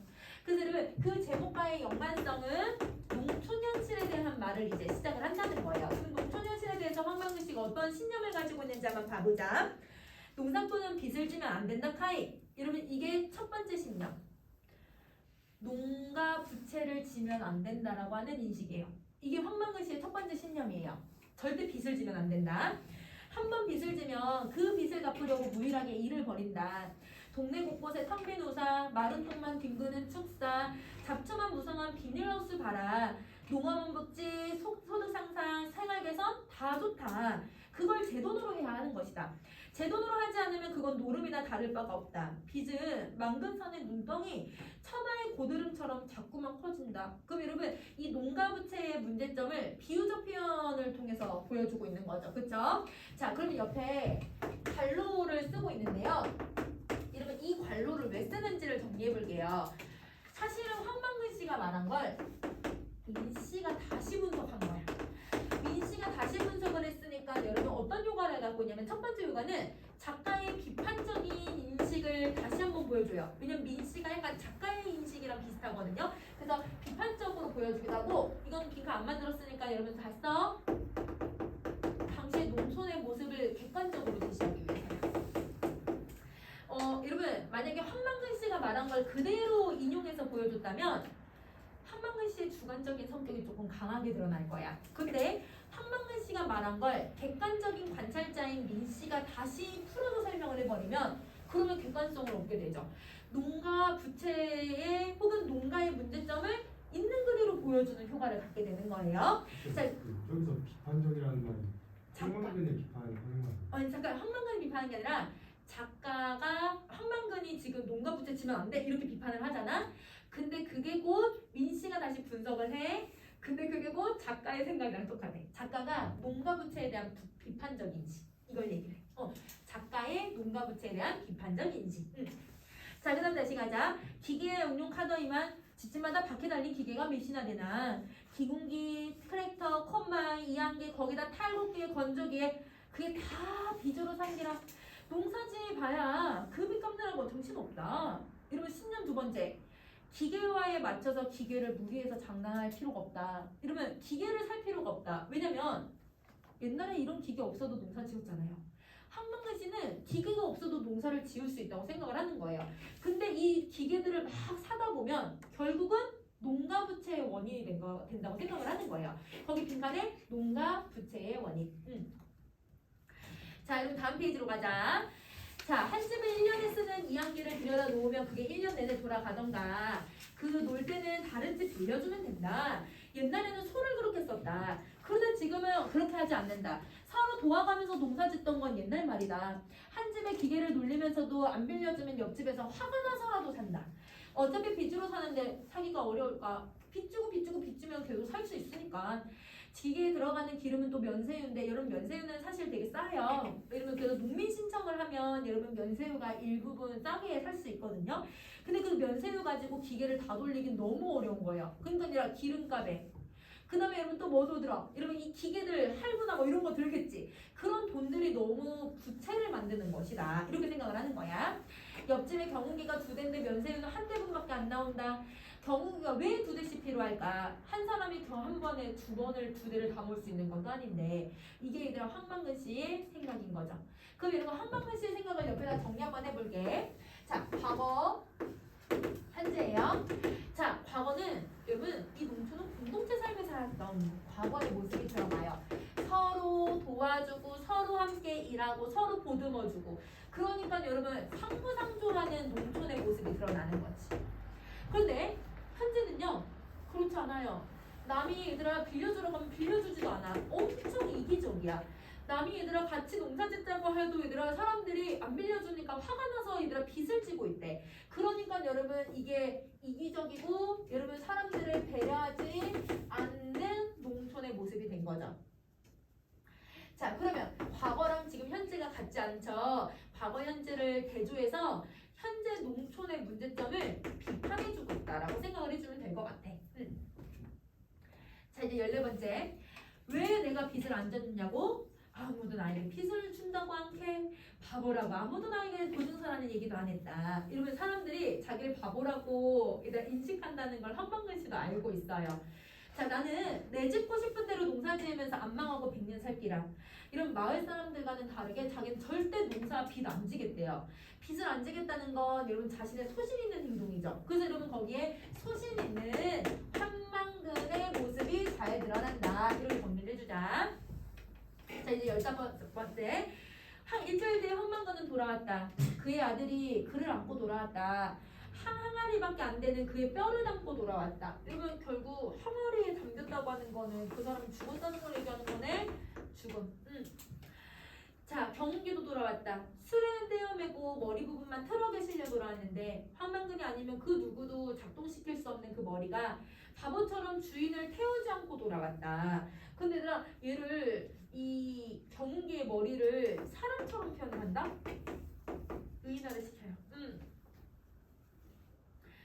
자, 그러면 여러분 우리 경운기가 가지고 있는 의미를 한번 정리해 볼게요. 자, 여러분 경운기는요. 여러분 경운기 아까 어땠냐고 했냐면 얘들아 이거 황만근 씨가 돌려도 얘들아 황만근 씨만 운전할 수 있지 아무도 운전 못한다고 했지. 황만근 씨 기계 되게 잘 다루는 사람이거든. 그래서 여러분 이거를 혼자 고쳤어. 이제 얘들아 막 물품이 단종됐는데도 막 고쳐서 써가지고 되게 얘들아 이걸 잘 다루는 사람이야. 한방근 씨는 아까 얘들아 기계화가 됐을 때 기계를 산다고 했어요? 안 산다고 했어요? 기계 안 산다고 했죠? 이 경운기 얘들아 10년 넘게 썼는데도 불구하고 절대 안 바꿔요. 여러분 그러면 이 사람의 신념을 끝까지 밀고 나가는 모습을 보여주는 소재가 되는 거지. 그러니까 황만근의 우직한 삶을 보여주는 소재가 되는 거야. 신념을 끝까지 밀고 나가니까. 자, 그리고 황만근 얘들아 지금 10몇 년 넘게 얘들아 함께했던 삶의 일부예요. 그래서 여러분 황만근의 삶의 일부이기도 하고요. 그리고 황만근이 절대 얘들아 소신 있게 절대 이걸 바꾸지 않겠다라고 하는 황만근의 신념을 상징하기도 하고요. 그러니까 1번, 3번이 비슷한 말이에요. 자, 그 다음에 4번째. 황만근에게 있는 건 아니고 마을 사람들에게 이 경운기는 마을 사람들과 특히 이장님 겉으로는 얘들아 황만근한테 부탁한다라고 했지만 황만근을 이용해 먹은 거잖아. 이 경운기를 통해서. 그러니까 이 사람 마을 사람들이 가지고 있는 위선 겉으로는 착한 척하면서 얘들아 겉으로 위해주는 척하면서 속으로는 아니었던 거야. 그러니까 그런 모습을 비판을 하는 거죠. 자, 그러면 이제 전의 형식을 가볼게요, 여러분. 자, 여러분 전의 형식은 일반적으로 여러분 1대기와 논평의 형식으로 들어가 있어야 해요. 그런데 이 작품 같은 경우는 황방근의 1대기가 들어가기는 해요. 근데 시간 순서대로가 아니지, 그치? 그리고 이 논평 대신에 맨 마지막에 민씨가 묘비명을 쓰거든요. 이런 황방근 씨는 술을 좋아하는 사람이고 황방근 씨는 하늘이 내려준 사람이고 황방근 씨처럼 이렇게 순수하고 착한 사람 없다고 이런 식으로 서술을 해. 그거는 여러분 민 씨가 이 사람을 평가하는 거잖아. 그러니까 논평을 묘비명처럼 바꾼 거야. 묘비에 쓴 것처럼 바꾼 거지. 그래서 여러분 이거는 이 전통을 그대로 계승한 것이 아니라 전통을 재구성한 거예요. 왜냐면 여러분 이걸 논평을 그대로 쓴 게 아니라 묘비명으로 바꿨잖아요. 그쵸? 자, 그리고 창조적으로 변형을 시킨 거예요. 그러면 여러분 전통 계승은 두 번째 게 뭐가 있냐면 전의 형식을 쓰고 있는 거. 여러분 전의 형식을 쓰고 있는 거랑 정기성이 드러나고 있는 게 전통을 계승하고 있는 부분이다. 자, 그러면 여러분 요거처럼 우리 지금 배운 작품에서 여러분 이렇게 전통을 창조적으로 계승하고 있는 작품이 또 뭐 있었어요? 우리 이번에 적동세, 그치? 적동세도 이제 설화를 창조적으로 변형시키고 있는 거지? 그렇게 생각해주면 될 것 같아. 그럼 우리 잠깐 쉬는 시간 하고 두 개 더 해보자. 자, 보자. 여러분 병신과 머저리를 보는데요. 좀 어려워요. 너무 상징적인 의미가 많아서. 그래서 정리를 좀 하면서 읽으면 좋겠거든? 그래서 34쪽에 뒤에 좀 비어있는 곳이 있으면 거기다 정리해도 되고 빈칸이 너무 없긴 한데 얘들아 빈 곳이 얘들아 33쪽 맨 아래쪽에다가 정리해도 상관없어. 그래서 요걸 먼저 정리하고 그렇게 한번 봐보자. 자, 여기 형이 나오고 동생이 등장을 해요. 근데 여러분 형은 여러분 지금 6.25 전쟁을 경험했던 세대에 해당해요. 그래서 여러분 형은 나이 차이가 좀 있는 형제 같아요. 그래서 6.25 전쟁을 경험한 사람이고 그 다음에 이런 동생은 4.19 혁명을 경험을 해요. 그리고 여러분 4.19 혁명은 성공했어요? 실패했어요? 결과적으로 얘기하면 여러분 성공도 맞아. 왜냐면 한 일주일 정도는 여러분 그 성공을 했잖아. 근데 결과적으로는 여러분 우리가 민주주의를 이룩한 게 아니라 여러분 5.1 부자 쿠데타가 일어났잖아요. 부자정변이 일어났기 때문에 여러분 사실은 완전히 성공했다고 보기도 좀 어렵고 완전 실패했다고 또 보기도 어렵고 그래서 여러분 근데 당시의 사람들은 실패했다고 생각을 했어. 왜냐면 여러분 우리가 바라는 민주주의가 안 왔잖아. 결과적으로는 그치? 그래서 5.16 군사 정변이 경험한 세대가 되는 거예요. 그래서 여러분 이 동생은 형이랑은 좀 다른 경험을 한 거예요. 똑같은 사회적인 경험이어도 여러분 형은 구체적인 아픔을 느낀 거야. 왜냐면 누군가가 이다 자기 동지가 죽어. 누가 얘들아 팔이 잘려서 나가. 그리고 누가 죽어서 얘들아 총살당하는 걸 봤어. 다 여러분 실제로 경험한 아픔이잖아요. 실제로 경험한 트라우마고. 그래서 형은 구체적인 아픔을 느껴. 근데 동생은 여러분 4.19 혁명이 실패로 돌아갔기 때문에 얘들아 이 허무함이 어디서 오냐면 그냥 마음에서 오는 거야. 여러분 민주주의 눈으로 보여야 안 보여요? 민주주의 눈에 보이지 않아요. 민주주의가 눈에 보이지 않으니까 여러분 왜 이게 아픈지 왜 내가 얘들아 이 민주주의가 이룩하지 않았을 때 왜 오지 않았을 때 내가 왜 허무함을 느끼는지 그 이유를 찾을 수가 없어.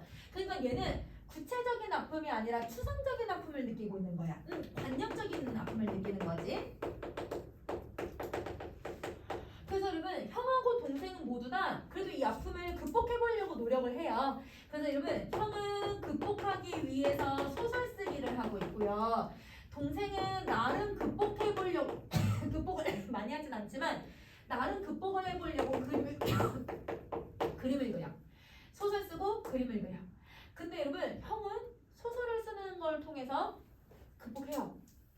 맨 처음에 여러분 형은 전쟁으로 인해서 내가 상처를 받았다고 생각했는데 그게 아니라 이 상처, 트라우마가 어떻게 해서 발현이 됐냐면 의사인 형이 얘들아 수술을 하다가 여자아이를 이제 수술 잘못해서 죽었어. 여자아이가.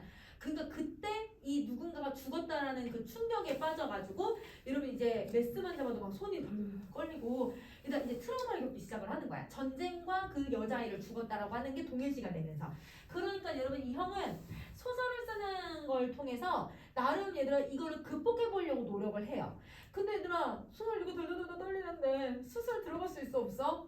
이 수술을 들어갈 수 없지. 그러니까 여러분 이 사람은 계속 소설 쓰기를 중단하고 소설 쓰기를 중단해요. 근데 마지막에는 소설을 완성하거든요. 소설 완성하는 게 이 사람에게는 이제 일상으로 돌아갈 수 있는 극복의 매개체가 되는 거야. 이 사람은 극복을 해. 왜 극복할 수 있었냐면 전쟁이라고 하는 여러분 실체는 눈에 보였거든요. 이 아픔은 여러분 눈에 보이는 아픔이었다고 생각을 하는 거예요. 그런데 동생은 아무리 얘들아 자기가 왜 아픈지를 이유를 찾으려고 해도 그 아픔의 이유를 눈에 볼 수가 없어. 민주주의, 독재 이런 게 눈에 정확하게 띄지를 않는 거예요. 그러니까 여러분 이 그림을 그리려고 노력을 하더라도 동생은 극복이 안 돼요.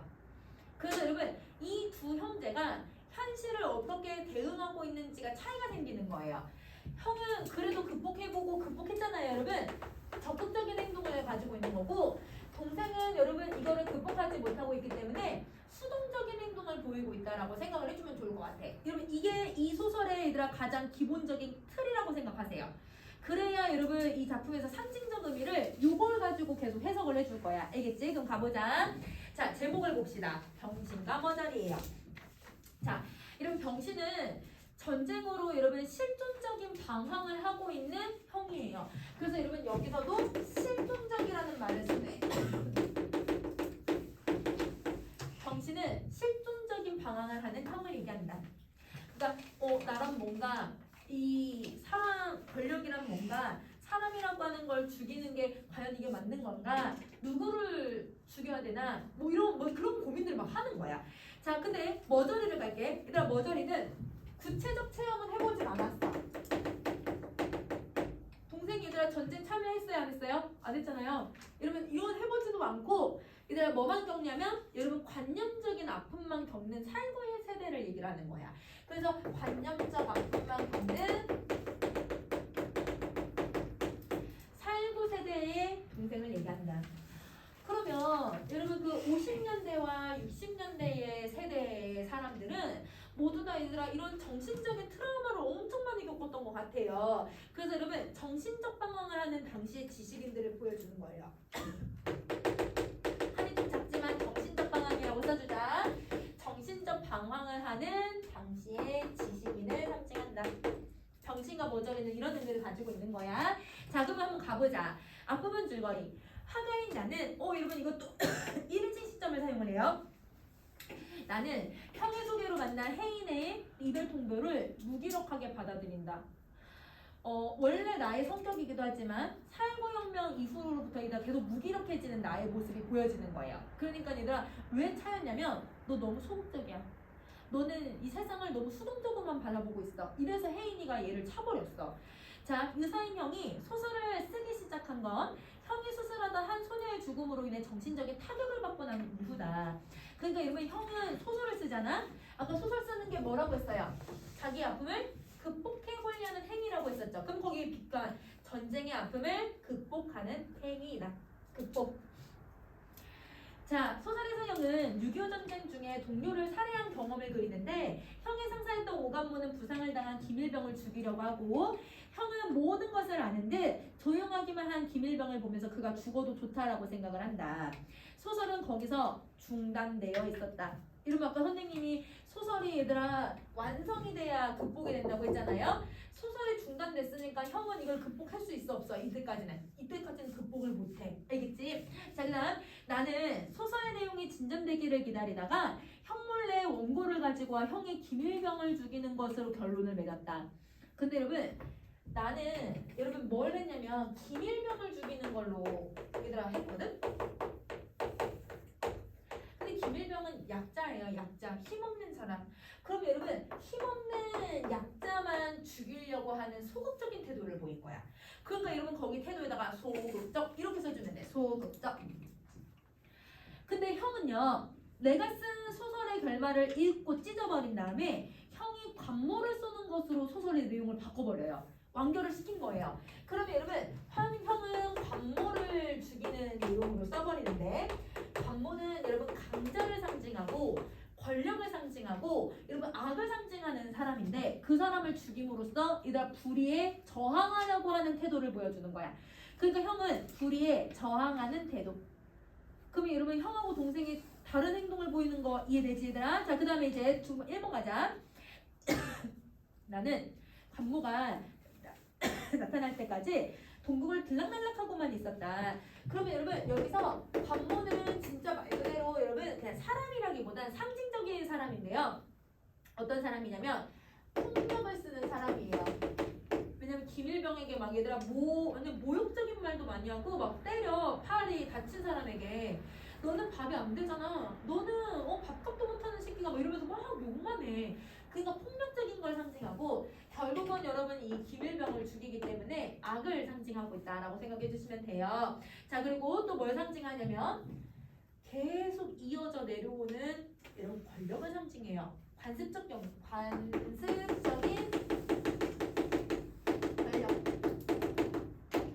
이승만 정권도 독재 정권을 했고 5.16 군사 쿠데타로 박정희도 이 군사 권력을 상징하고 있잖아. 독재 정권을 했잖아요. 그런 권력을 상징하는 게 바로 오관모라고 생각하시면 돼요. 자, 드디어 관모는 얼굴 동급까지 올라왔다.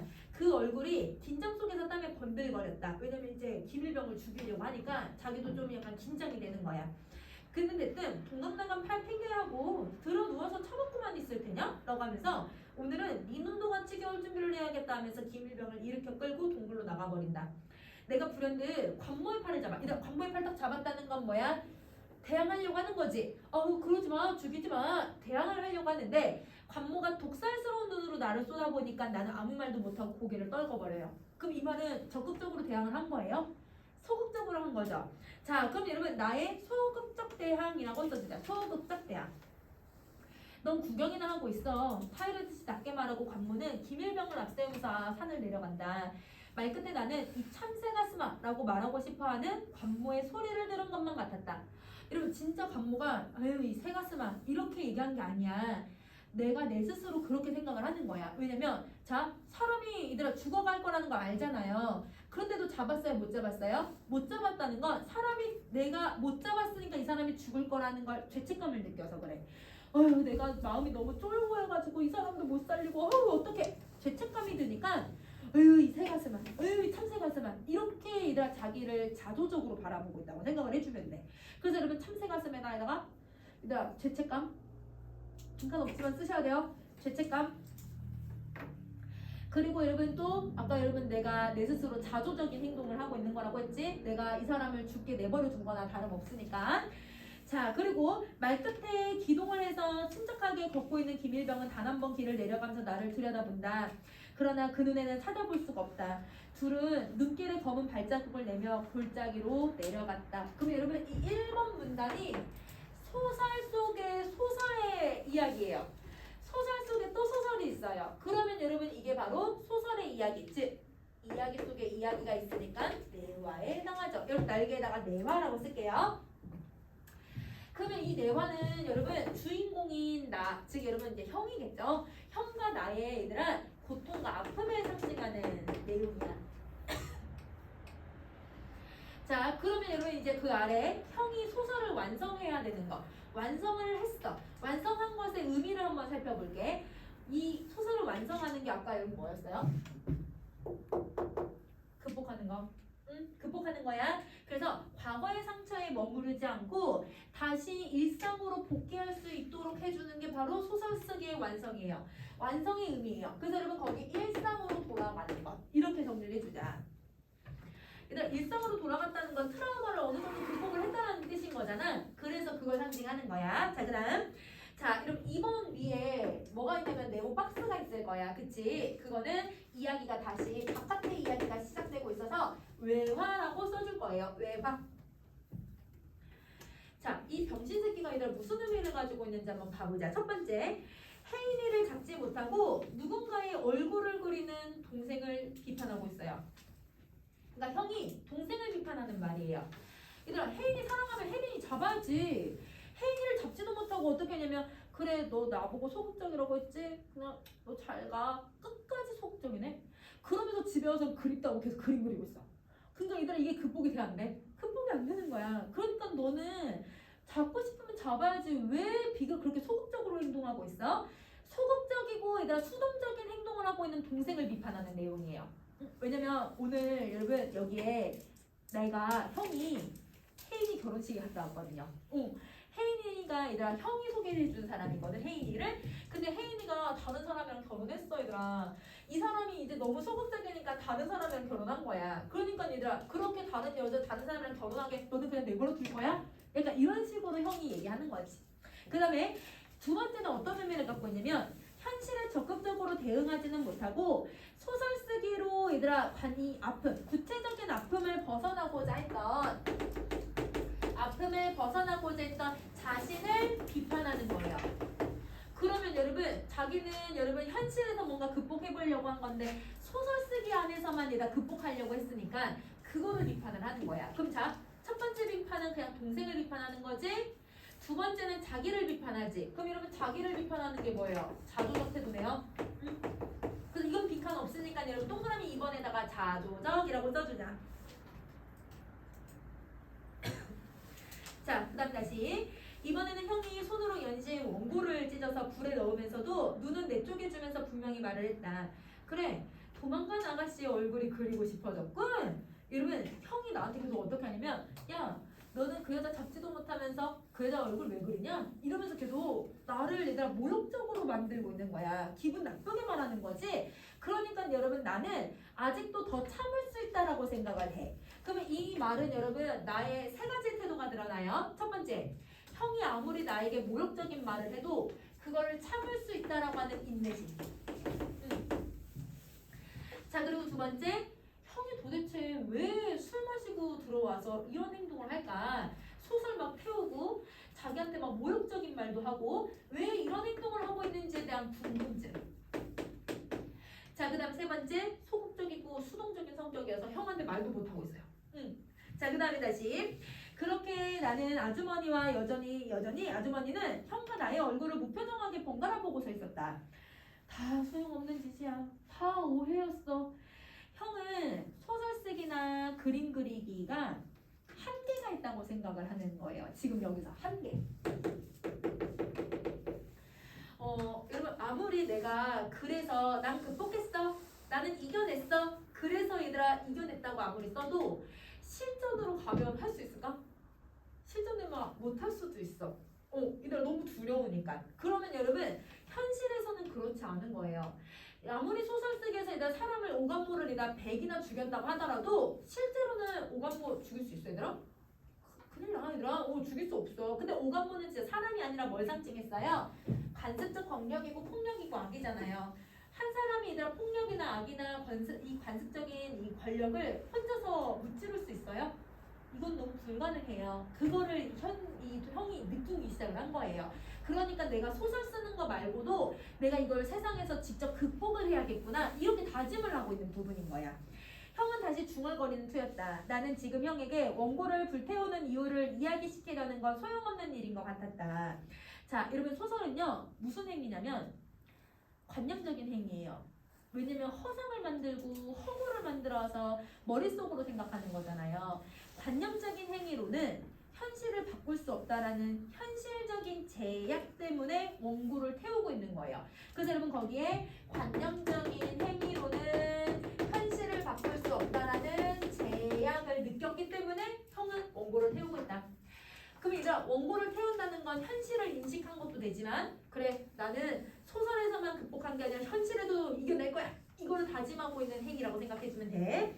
자 방으로 들어가려고 해. 근데 여러분 형은 극복하려고 하는데 나는 도망가려고 하네. 나는 도망을 가잖아. 그러니까 여러분 이 방은 뭘 상징하고 있냐면 내가 도피하는 공간이 되는 거예요. 도피적 공간이에요. 근데 여러분 이 곳은 소설 속에 누구랑 비슷한 곳이었냐면 오감모가 김일병을 죽이려고 끌고 갈 때 내가 계속 그 안에서 동굴 안에서 계속 나 혼자만 벌벌벌 떨고 있었어. 그러니까 얘들아 내가 만약에 오감모가 이 사람을 김일병을 죽인다는 걸 알고 대항을 하려면 어떻게 해야 돼요? 동굴 밖으로 나와야 되거든요. 근데 동굴 밖에서 계속 덜덜덜덜 떨고 있다는 거는 여러분 대항을 하지 않고 숨으려고 하는 거잖아. 그러니까 여러분 여기서는 소설 속의 동굴과 동생의 방은 의미가 비슷하다고 생각해주면 돼. 그래서 여러분 소설 속에 동굴과 의미가 비슷하다.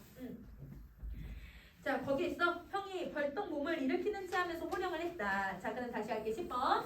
기껏해야 김일병이나 죽인 주제.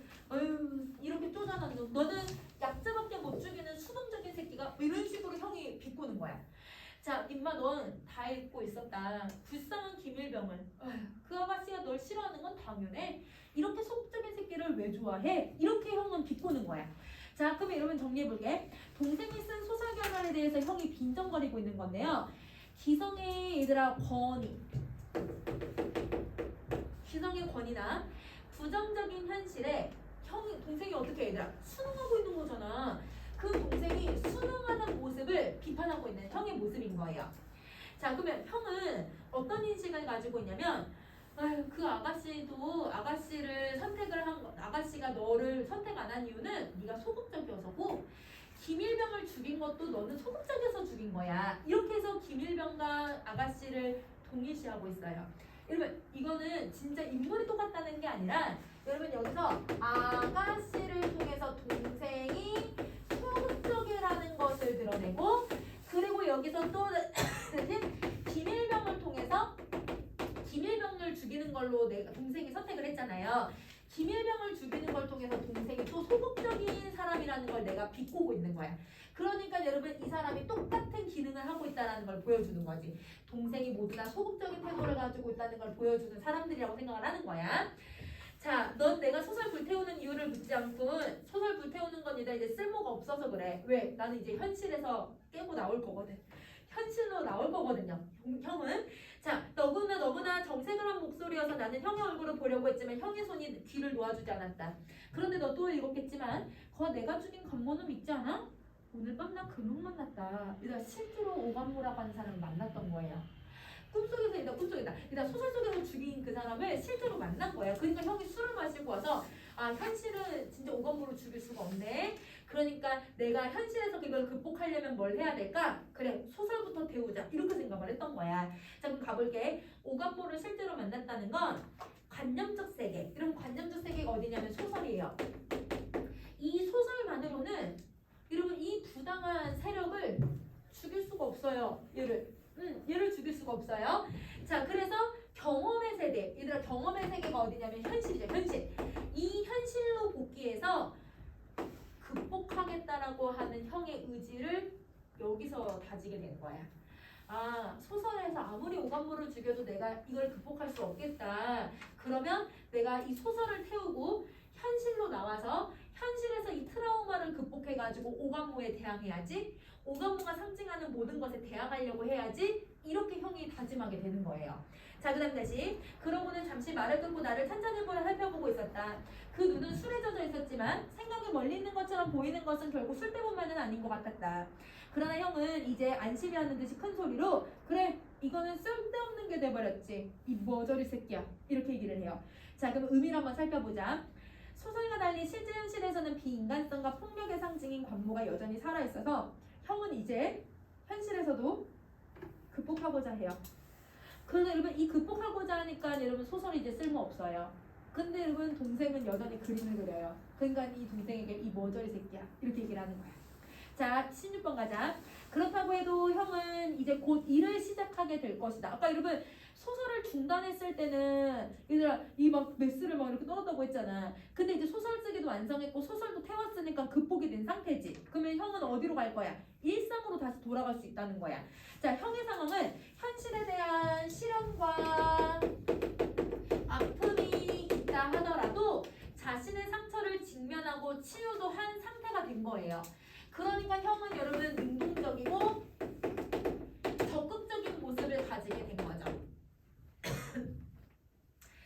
자, 형은 자신을 솔직하게 시인할 용기를 가지고 마지막에는 관모의 출현이 착각이든 아니든 사실로서 오는 것보다 순종해서 관념을 파괴해버릴 수 있는 힘이 있었던 것이다. 여러분 관념을 파괴했다는 건 소설을 태워버리는 걸 얘기를 해.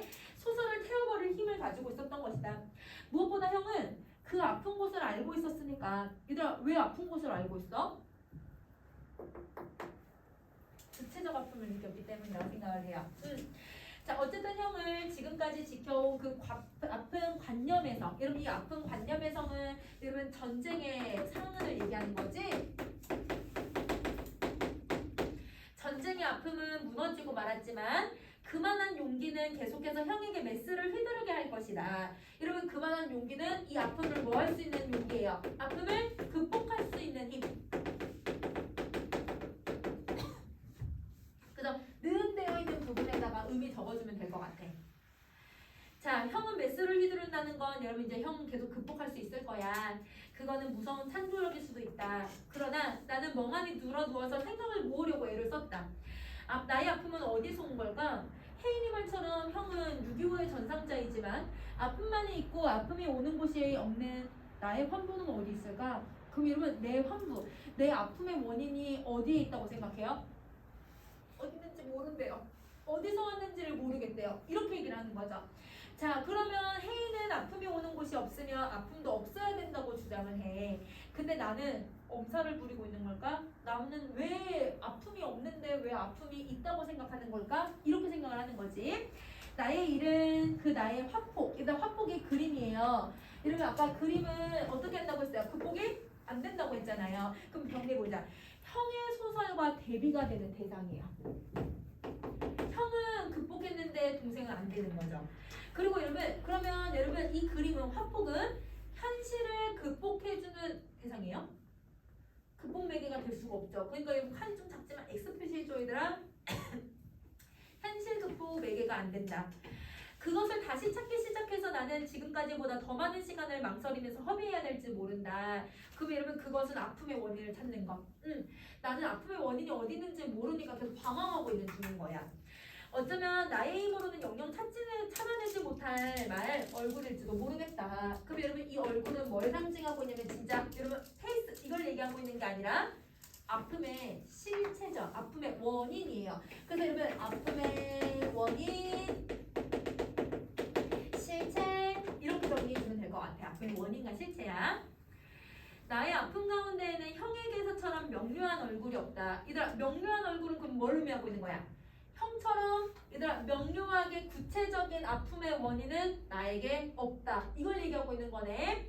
나의 아픔은 형과 달리 얘들아 형체, 이 실체, 원인이 뚜렷하지 않아요. 그래서 여러분 원인이 뚜렷하지 않는다.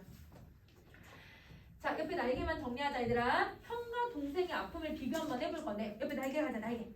자 1번 여러분 형은요 전쟁의 상흔으로 인해서 여러분 구체적인 아픔을 느꼈잖아요. 근데 얘들아 이걸 극복할 수 있었어요? 없었어요? 극복할 수 있었죠? 그쵸? 했어요.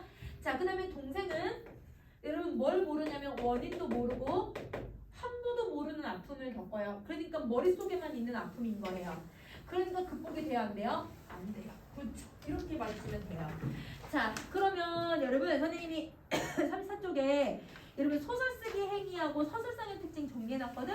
그 여러분 다시 한번 읽어봐 얘들아 알겠지? 자 그러면 여러분 우리 차일권에서 여러분 사동피동 마무리 정리합시다. 저는 점을 잘못 원고형이 안 했다 아니다. 근데 원고형이 안 했다. 원고형을 안 했네? 얘들아 우리 32쪽에 원고형이 안 했죠? 그거 빈칸 정리해볼게요. 원고. 자 얘들아 원고의 의미는 첫 번째 나하고 형이 싸우게 되는 원인이잖아요. 갈등의 매개체예요. 갈등의 매개체. 두 번째 힘겨운 정신적 트라우마에 대한 여러분 극복할 수 있게 도와주는 역할을 해. 태워버렸으니까 극복이 된 거지. 자 그럼 세 번째 액자 내부와 외부를 여러분 연결. 근데 그 점은 잘못 찍어가지고 그래. 얘들아 연결하는 매개체가 된다. 이렇게 정리해주면 될 것 같아. 자 그러면 여러분 책을 꺼내세요. 책 꺼내세요. 여러분 60분 좀 보세요.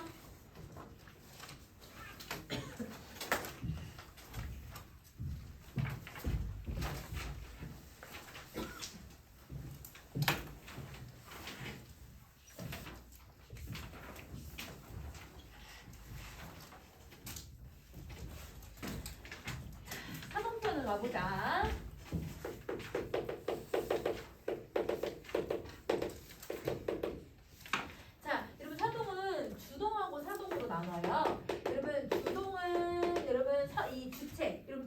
뭐야? 직접 하는 것을 얘기를 해요. 그래서 여기는 직접 하는 것.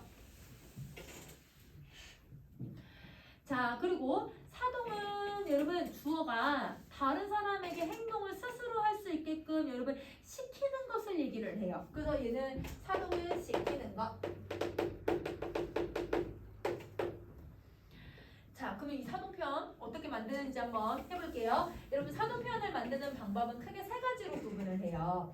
자, 첫 번째, 여러분 사동 전미사에 의해서 만들 거예요. 사동 전미사. 근데 여러분 전미사는 누구랑 결합하더라? 어근, 그치? 어근에 전미사가 붙으면 합성어예요, 파생어예요? 파생어. 그러니까 얘는 파생어를 만드는 사동문이다라고 해서 파생적 사동이라고 부르는 거야. 그래서 여러분 여기서 파생적 사동은 파생어이다라는 뜻을 가지고 있어요. 자, 그러면 이 사동전미사는 여러분 어떻게 하냐면 어근에다가 사동 접사를 붙여주면 돼. 어근에 사동 접사를 붙인다. 그러면 여러분 이 사동 접사 종류 7가지인데 이희리기 우구축.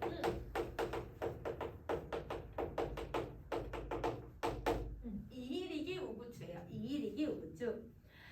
자, 근데 여러분 3번을 보시면 우리 말에서는 여러분 이 사동 표현이 두 개가 결합하면 안 되지만 이라고 하는 사동 접사하고 우라고 하는 사동 접사가 동시에 오는 건 허용을 해줘요.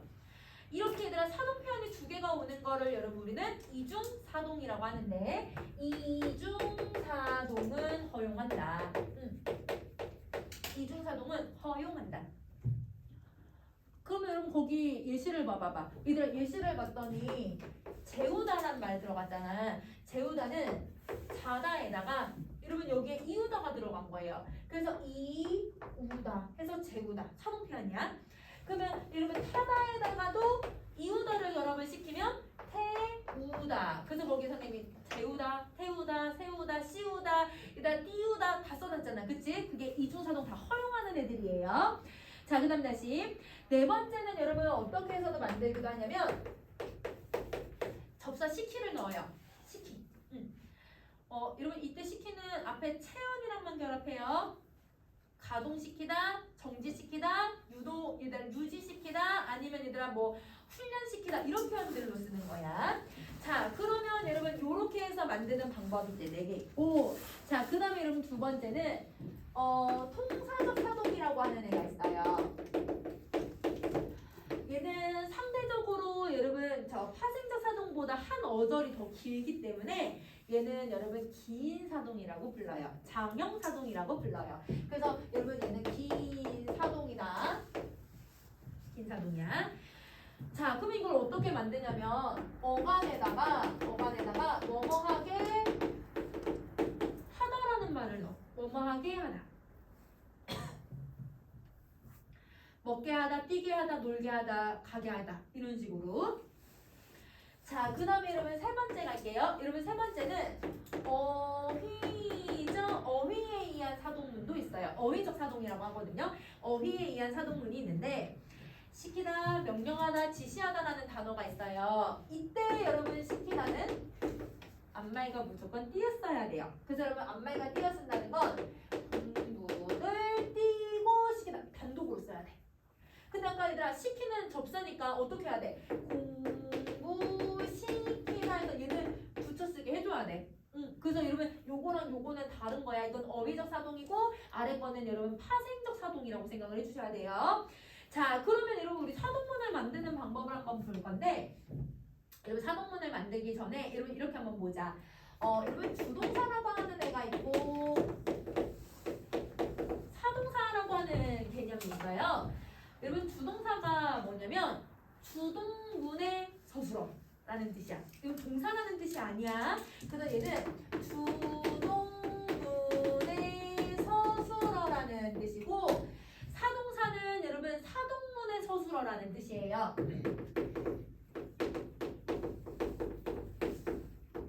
그러면 여러분 이 용어를 가지고서 우리 이제 한번 정리를 해볼게. 자, 여러분 주동사가 자동사나 형용사일 때를 한번 생각을 해보자. 자동사고 형용사는 몇 자리 서술어예요? 한 자리. 주어만 있으면 돼. 그래서 여러분 선생님 거기 주어만 있는 애만 넣어놨어. 그래서 여러분 주어를 필요로 하는 종건이 웃는다라고 하는 자동사를 넣어놨어요. 여기서 여러분 이게 주동문이에요. 그럼 이 주동문에서 여러분 서술어가 누구예요? 웃는다. 그치? 그러면 이게 여러분 주동사야. 이게 주동사야. 그럼 이 주동사를요 사동사로 먼저 만들어 주셔야 해요. 그래서 여러분 사동사로 만들면 두 개로 만들 수 있겠다. 이리고 넣어주면 하시 다 넣어봐 얘들아. 웃다 사이에 웃기다. 그렇지. 근데 시제 맞춰줘. 자 시제 맞춰주면 어떻게 해줘야 돼? 웃긴다. 그렇지. 자, 그 다음에 이런 통사적 사동도 만들어줄 거야. 이런 통사적 사동은 뭐뭐하게 하다를 넣어줄 거니까 어떻게 바꿔주면 돼요? 웃게 한다. 이다 시제 맞춰줘야 돼. 웃게 한다. 이렇게요. 그러면 이렇게 하고 나서 여러분 뭘 해주냐면 여러분 주어를 목적어로 바꿔줄 거예요. 그래서 여러분 주어를 목적어로 바꾸면 여러분 종건 어떻게 돼야 돼? 을을 넣어주면 되지. 그래서 여러분 종건을 웃긴다. 종건을 웃긴다. 근데 누가 웃겨? 누가 종건이를 웃기게 할 거야? 주어가 없네? 주어를 여러 이름으로 새로 만들어 주셔야 돼요. 사동은 항상 주어를 만들어줘야 돼. 그래서 여러분 갑자기 이름을 써. 갑자기 이름을 쓰자. 그러면요 아까 분명히 여러분 선생님이 자동사는 여러분 주어 하나만 필요로 하다고 했는데 얘가 사동문이 되니까 주어 말고 누구도 필요로 해? 목적어를 필요로 해. 그럼 몇 자리 서술어가 된 거예요? 2자리 서술어가 됐네요. 그쵸? 자 그러면 다시 또 하나 더 해볼 거야. 자 이러면 주동사가 타동사일 때도 한번 정리를 해보자. 타동사는 여러분 문장 얘들아 몇 자리 서술어예요? 2자리예요. 주어랑 목적어랑. 그치? 자 그러면 주동문을 한번 봐보자. 자 동생이 책을 읽는다. 여러분 이 주동문에서 서술어가 누구예요? 읽는다. 그치? 그래서 여러분 읽는다가 주동사가 되고 그러면 여러분 이 주동사를 사동사로 바꿀 거야. 사동사로 바꾸는 방법은 2가지가 있겠네? 읽힌다. 그치? 여러분 읽힌다. 그 다음에 얘들아 통사적 사동 만들 수 있을 것 같아. 읽게 한다. 그치? 이렇게 해요. 자, 이 상태에서 여러분 목적어는 그대로 내려와요. 그럼 목적어가 그대로 내려오면 그냥 책을 읽힌다 이렇게 쓰이고 얘도 목적어가 그대로 내려와. 그리고 여기에 있는 여러분 동생이라고 하는 주어는요 여기서는 부사어로 바뀌어요. 그러면 여러분 앞에서는 목적어로 바뀌었는데 얘는 부사어로 바뀌지. 그러면 동생에게 책을 읽힐 거야. 근데 누가 책을 읽혀? 이것도 주어가 없네. 주어 써줘야지. 그래서 여러분 이름 써주세요. 그러면 여러분 이렇게 보면 여러분 아까 타동사는 분명 몇 자리 서술어였어? 2자리 서술어였잖아. 근데 여러분 읽힌다가 되니까 주어, 부사, 목적어 몇 자리 서술어 됐어요? 3자리 서술어가 돼요. 무조건 여러분 주동에서 사동으로 만들어줄 때는 서술어인 자릿수가 플러스 된다. 무조건. 그래서 여러분 얘는 주동에서 사동으로 바꿀 때는 무조건 서술어의 자릿수가 플러스 1이 된다. 이렇게 정리를 해줘야 해. 얘들 안 넘어가고 날개 갈 거야. 날개를 가자. 날개 가자. 자, 날개. 얘들아, 날개가 사실 더 중요해요. 2개 더 갈게요. 불필요한 사동을 갑시다. 자, 여러분 시키다를 사람들이 너무 남용해서 써요. 남용해서 쓴다는 건 마구잡이로 쓴다는 뜻이지. 그럼 이거를 옳게 고칠 것인지 잘못됐는지 구분을 할 수 있어야 될 것 같아. 자, 그러면 여러분 시키다가 어떻게 구별이 되냐면요. 시키다에 하다라고 하는 접사를 넣어보세요. 하다를 넣을 거예요. 하다. 그래서 여러분 빈칸에 구별법에 하다 넣기 이렇게 써주자.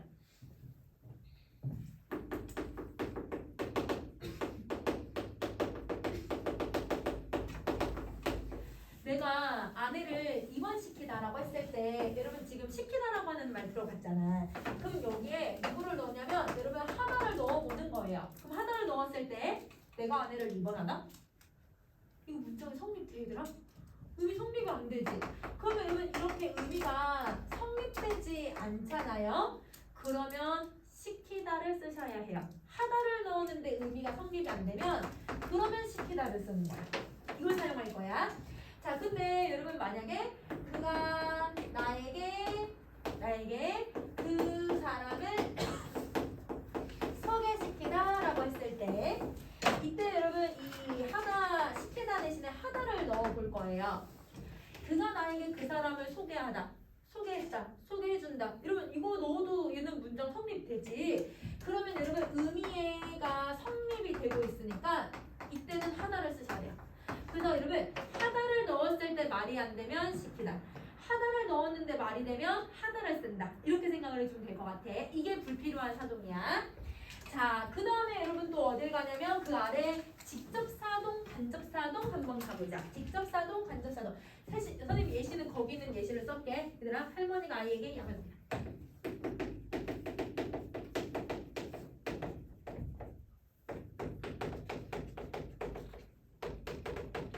자, 여러분 여기 먼저 보시면 저는 높임 표현 다 빼고 그냥 썼어요.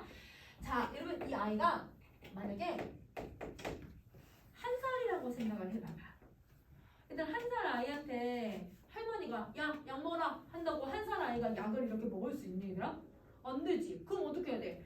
수정에 따라가지고 아이고 내 새끼 입 벌려봐라 이러면서 얘들아 직접 할머니가 해줘야지. 그러면 여러분 한 살일 때는 주어가 직접 행동해야 돼요.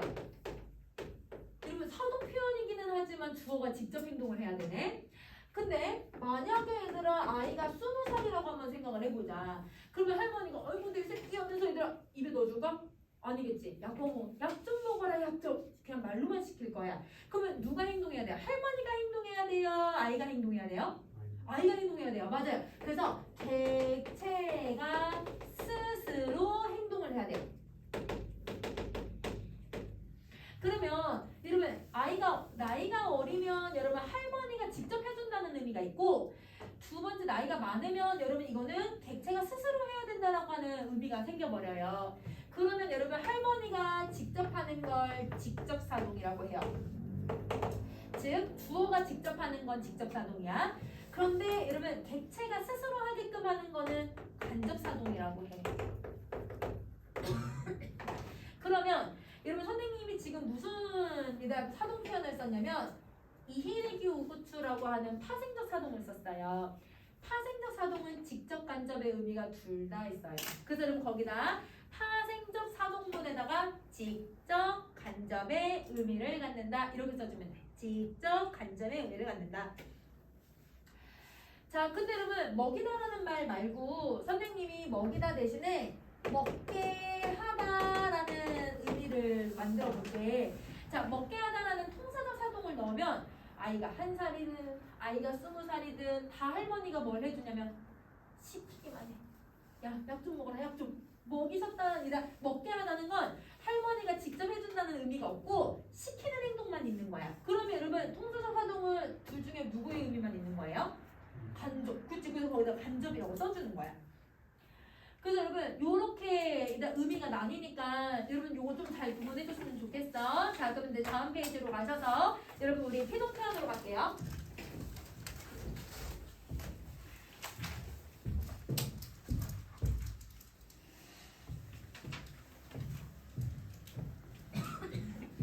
자, 피동 표현은 능동과 피동으로 구분을 해볼게요.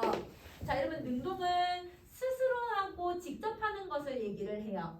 근데 여러분 이 피동은 내가 직접 하지 않고 나는 아무것도 안 했는데 당하기만 하는 거야. 나는 행동하면 안 돼.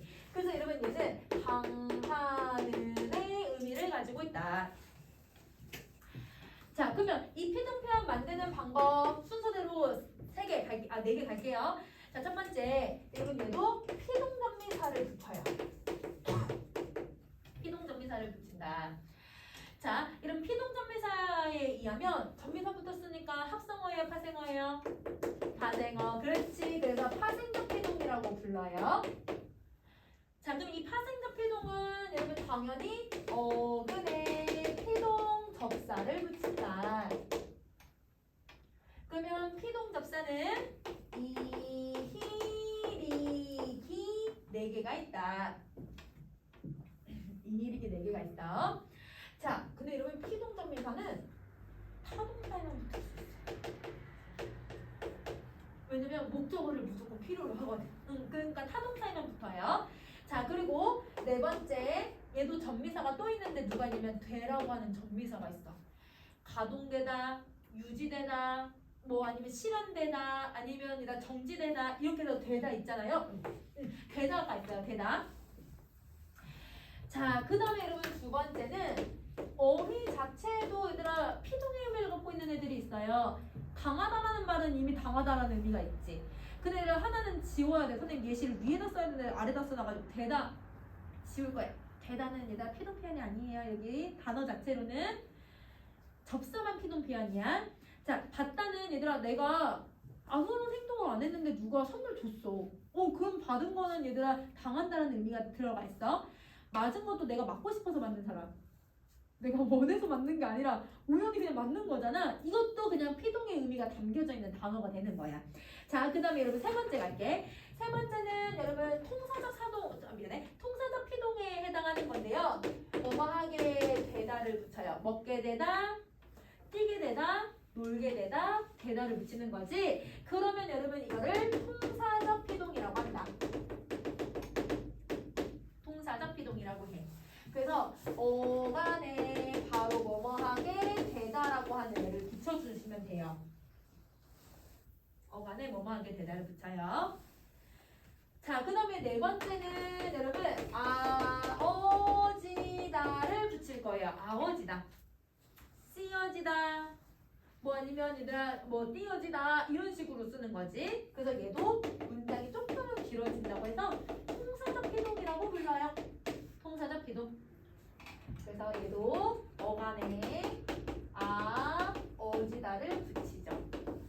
근데 여러분 이 아어지다는 제약이 엄청 많아요. 그러니까 웬만하면 여러분 아어지다를 붙여서 얘들아 피동 표현을 만들지 마시고 게되다나 아니면 여러분 저 이히리기를 붙여서 피동 표현을 만들어준다고 생각을 해주면 좀 좋을 것 같아. 자, 그러면 여러분 이번에는 능동을 우리 피동으로 한번 바꿔볼게요. 그러면 여러분 능동문에 있는 서술어를 그럼 얘는 뭐라 부를 거냐면 능동사라고 불러주면 되겠다. 그래서 여러분 능동문에 있는 서술어는 능동사, 피동문에 있는 여러분 이 서술어는 피동사. 그래서 여러분 능동사, 피동사라고 하는 개념을 다시 정리해서 한번 가보자.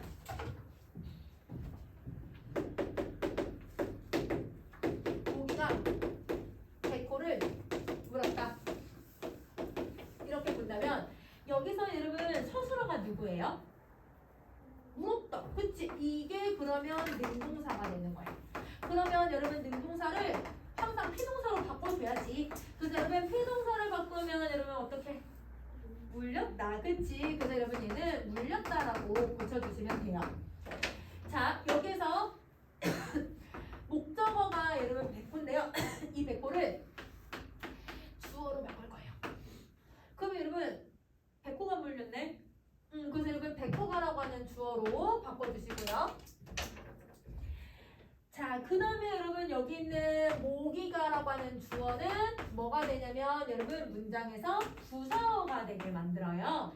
부사어가 되니까 모기에게라고 하는 말을 쓸 거야. 여러분 살아있는 애는 에게를 써. 죽은 애는 에를 써. 여러분 이거 조심해야 돼. 얘는 살아있는 걸 유정명사라고 하거든요. 여러분 유정명사일 때는 에게를 쓰고요. 만약에 얘들아 돌에 부딪혔다 할 때 선생님 지금 뭐라고 했어? 에라고 썼지. 여러분 에는 여러분 무정명사일 때 쓰는 여러분 이 부사격 조사야. 그래서 요렇게 얘도 좀 정리를 해주면 좋겠고. 자, 그러면 여러분 얘 바꿀 때요. 물었다는 여러분 몇 자리 서술어예요? 물었다. 두 자리 타동사였거든. 근데 여러분, 필수적 부서를 필요로 하는 두 자리 서술어네. 그럼 얘는 서술어의 자릿수가 늘어나요? 안 늘어나요? 안 늘어나. 그치? 여러분, 피동은 서술어의 자릿수가 늘어나지 않아. 서술어의 자릿수가 그대로야. 자, 그러면 사동하고 얘들아 이 능동은 좀 차이점이 딱 보이지 얘들아. 자, 그러면 옆에 날개를 한번 봐줘. 여러분 옆에 날개에 이중피동을 가자. 여러분 아까 이중사동 허용해요 안 해요? 이중사동 허용해요. 근데 이중피동 허용하지 않아요. 그래서 여러분 피동전미사랑 어지다나 되다를 막 같이 쓰는 경우들이 있어. 그 경우는 얘들아 이걸 쓰면 안 돼요. 그래서 이중피동 사용할 수 없어요. 자 보세요. 자, 다 펴졌다를 선생님이 추격된 거를 다 풀어볼게. 다 풀면 다 휘어지었다 이렇게 써요. 다 지어지었다. 그럼 여러분 다 지어졌다라고 했을 때 히 피동 표현 들어가 있고 어지다 피동 표현 들어가 있네. 피동은 둘 다 쓸 수 없다고 했으니까 어지다를 뺄 거야. 그럼 어떻게 써야냐면 다 치었다라고 써야지. 그래서 여러분 얘를 바르게 고치면 닫히었다고 요거를 여러분 추격해서 쓰면 닫혔다가 된다라고 생각을 해주시면 돼요. 그래서 이중피동에 대한 문제나 이중사동에 대한 문제는 한 문제 꼭 낼 수 있으니까. 왜? 이중피동 밑줄 딱 그어놓고 이중피동이 아닌 거 딱 이렇게 문제 낼 수 있어. 그러니까 이거 찾아낼 수 있어야 돼. 추격을 푸세요 여러분. 자 그러면 여러분 피동사동 구분하는 것까지만 정리하고 끝낼게. 여러분 1번만 기억해도 될 것 같아. 여러분은 그렇게 어렵게 내진 않을 것 같아서 1번만 정리하자. 자 여러분 목적어의 유무로 구분할 거예요. 자 여러분 지금 능동표현 보시면 알겠지만 여러분 피동은 목적어가 없어요. 그래서 여러분 피동은 목적어가 없고 사동은 목적어가 있거든.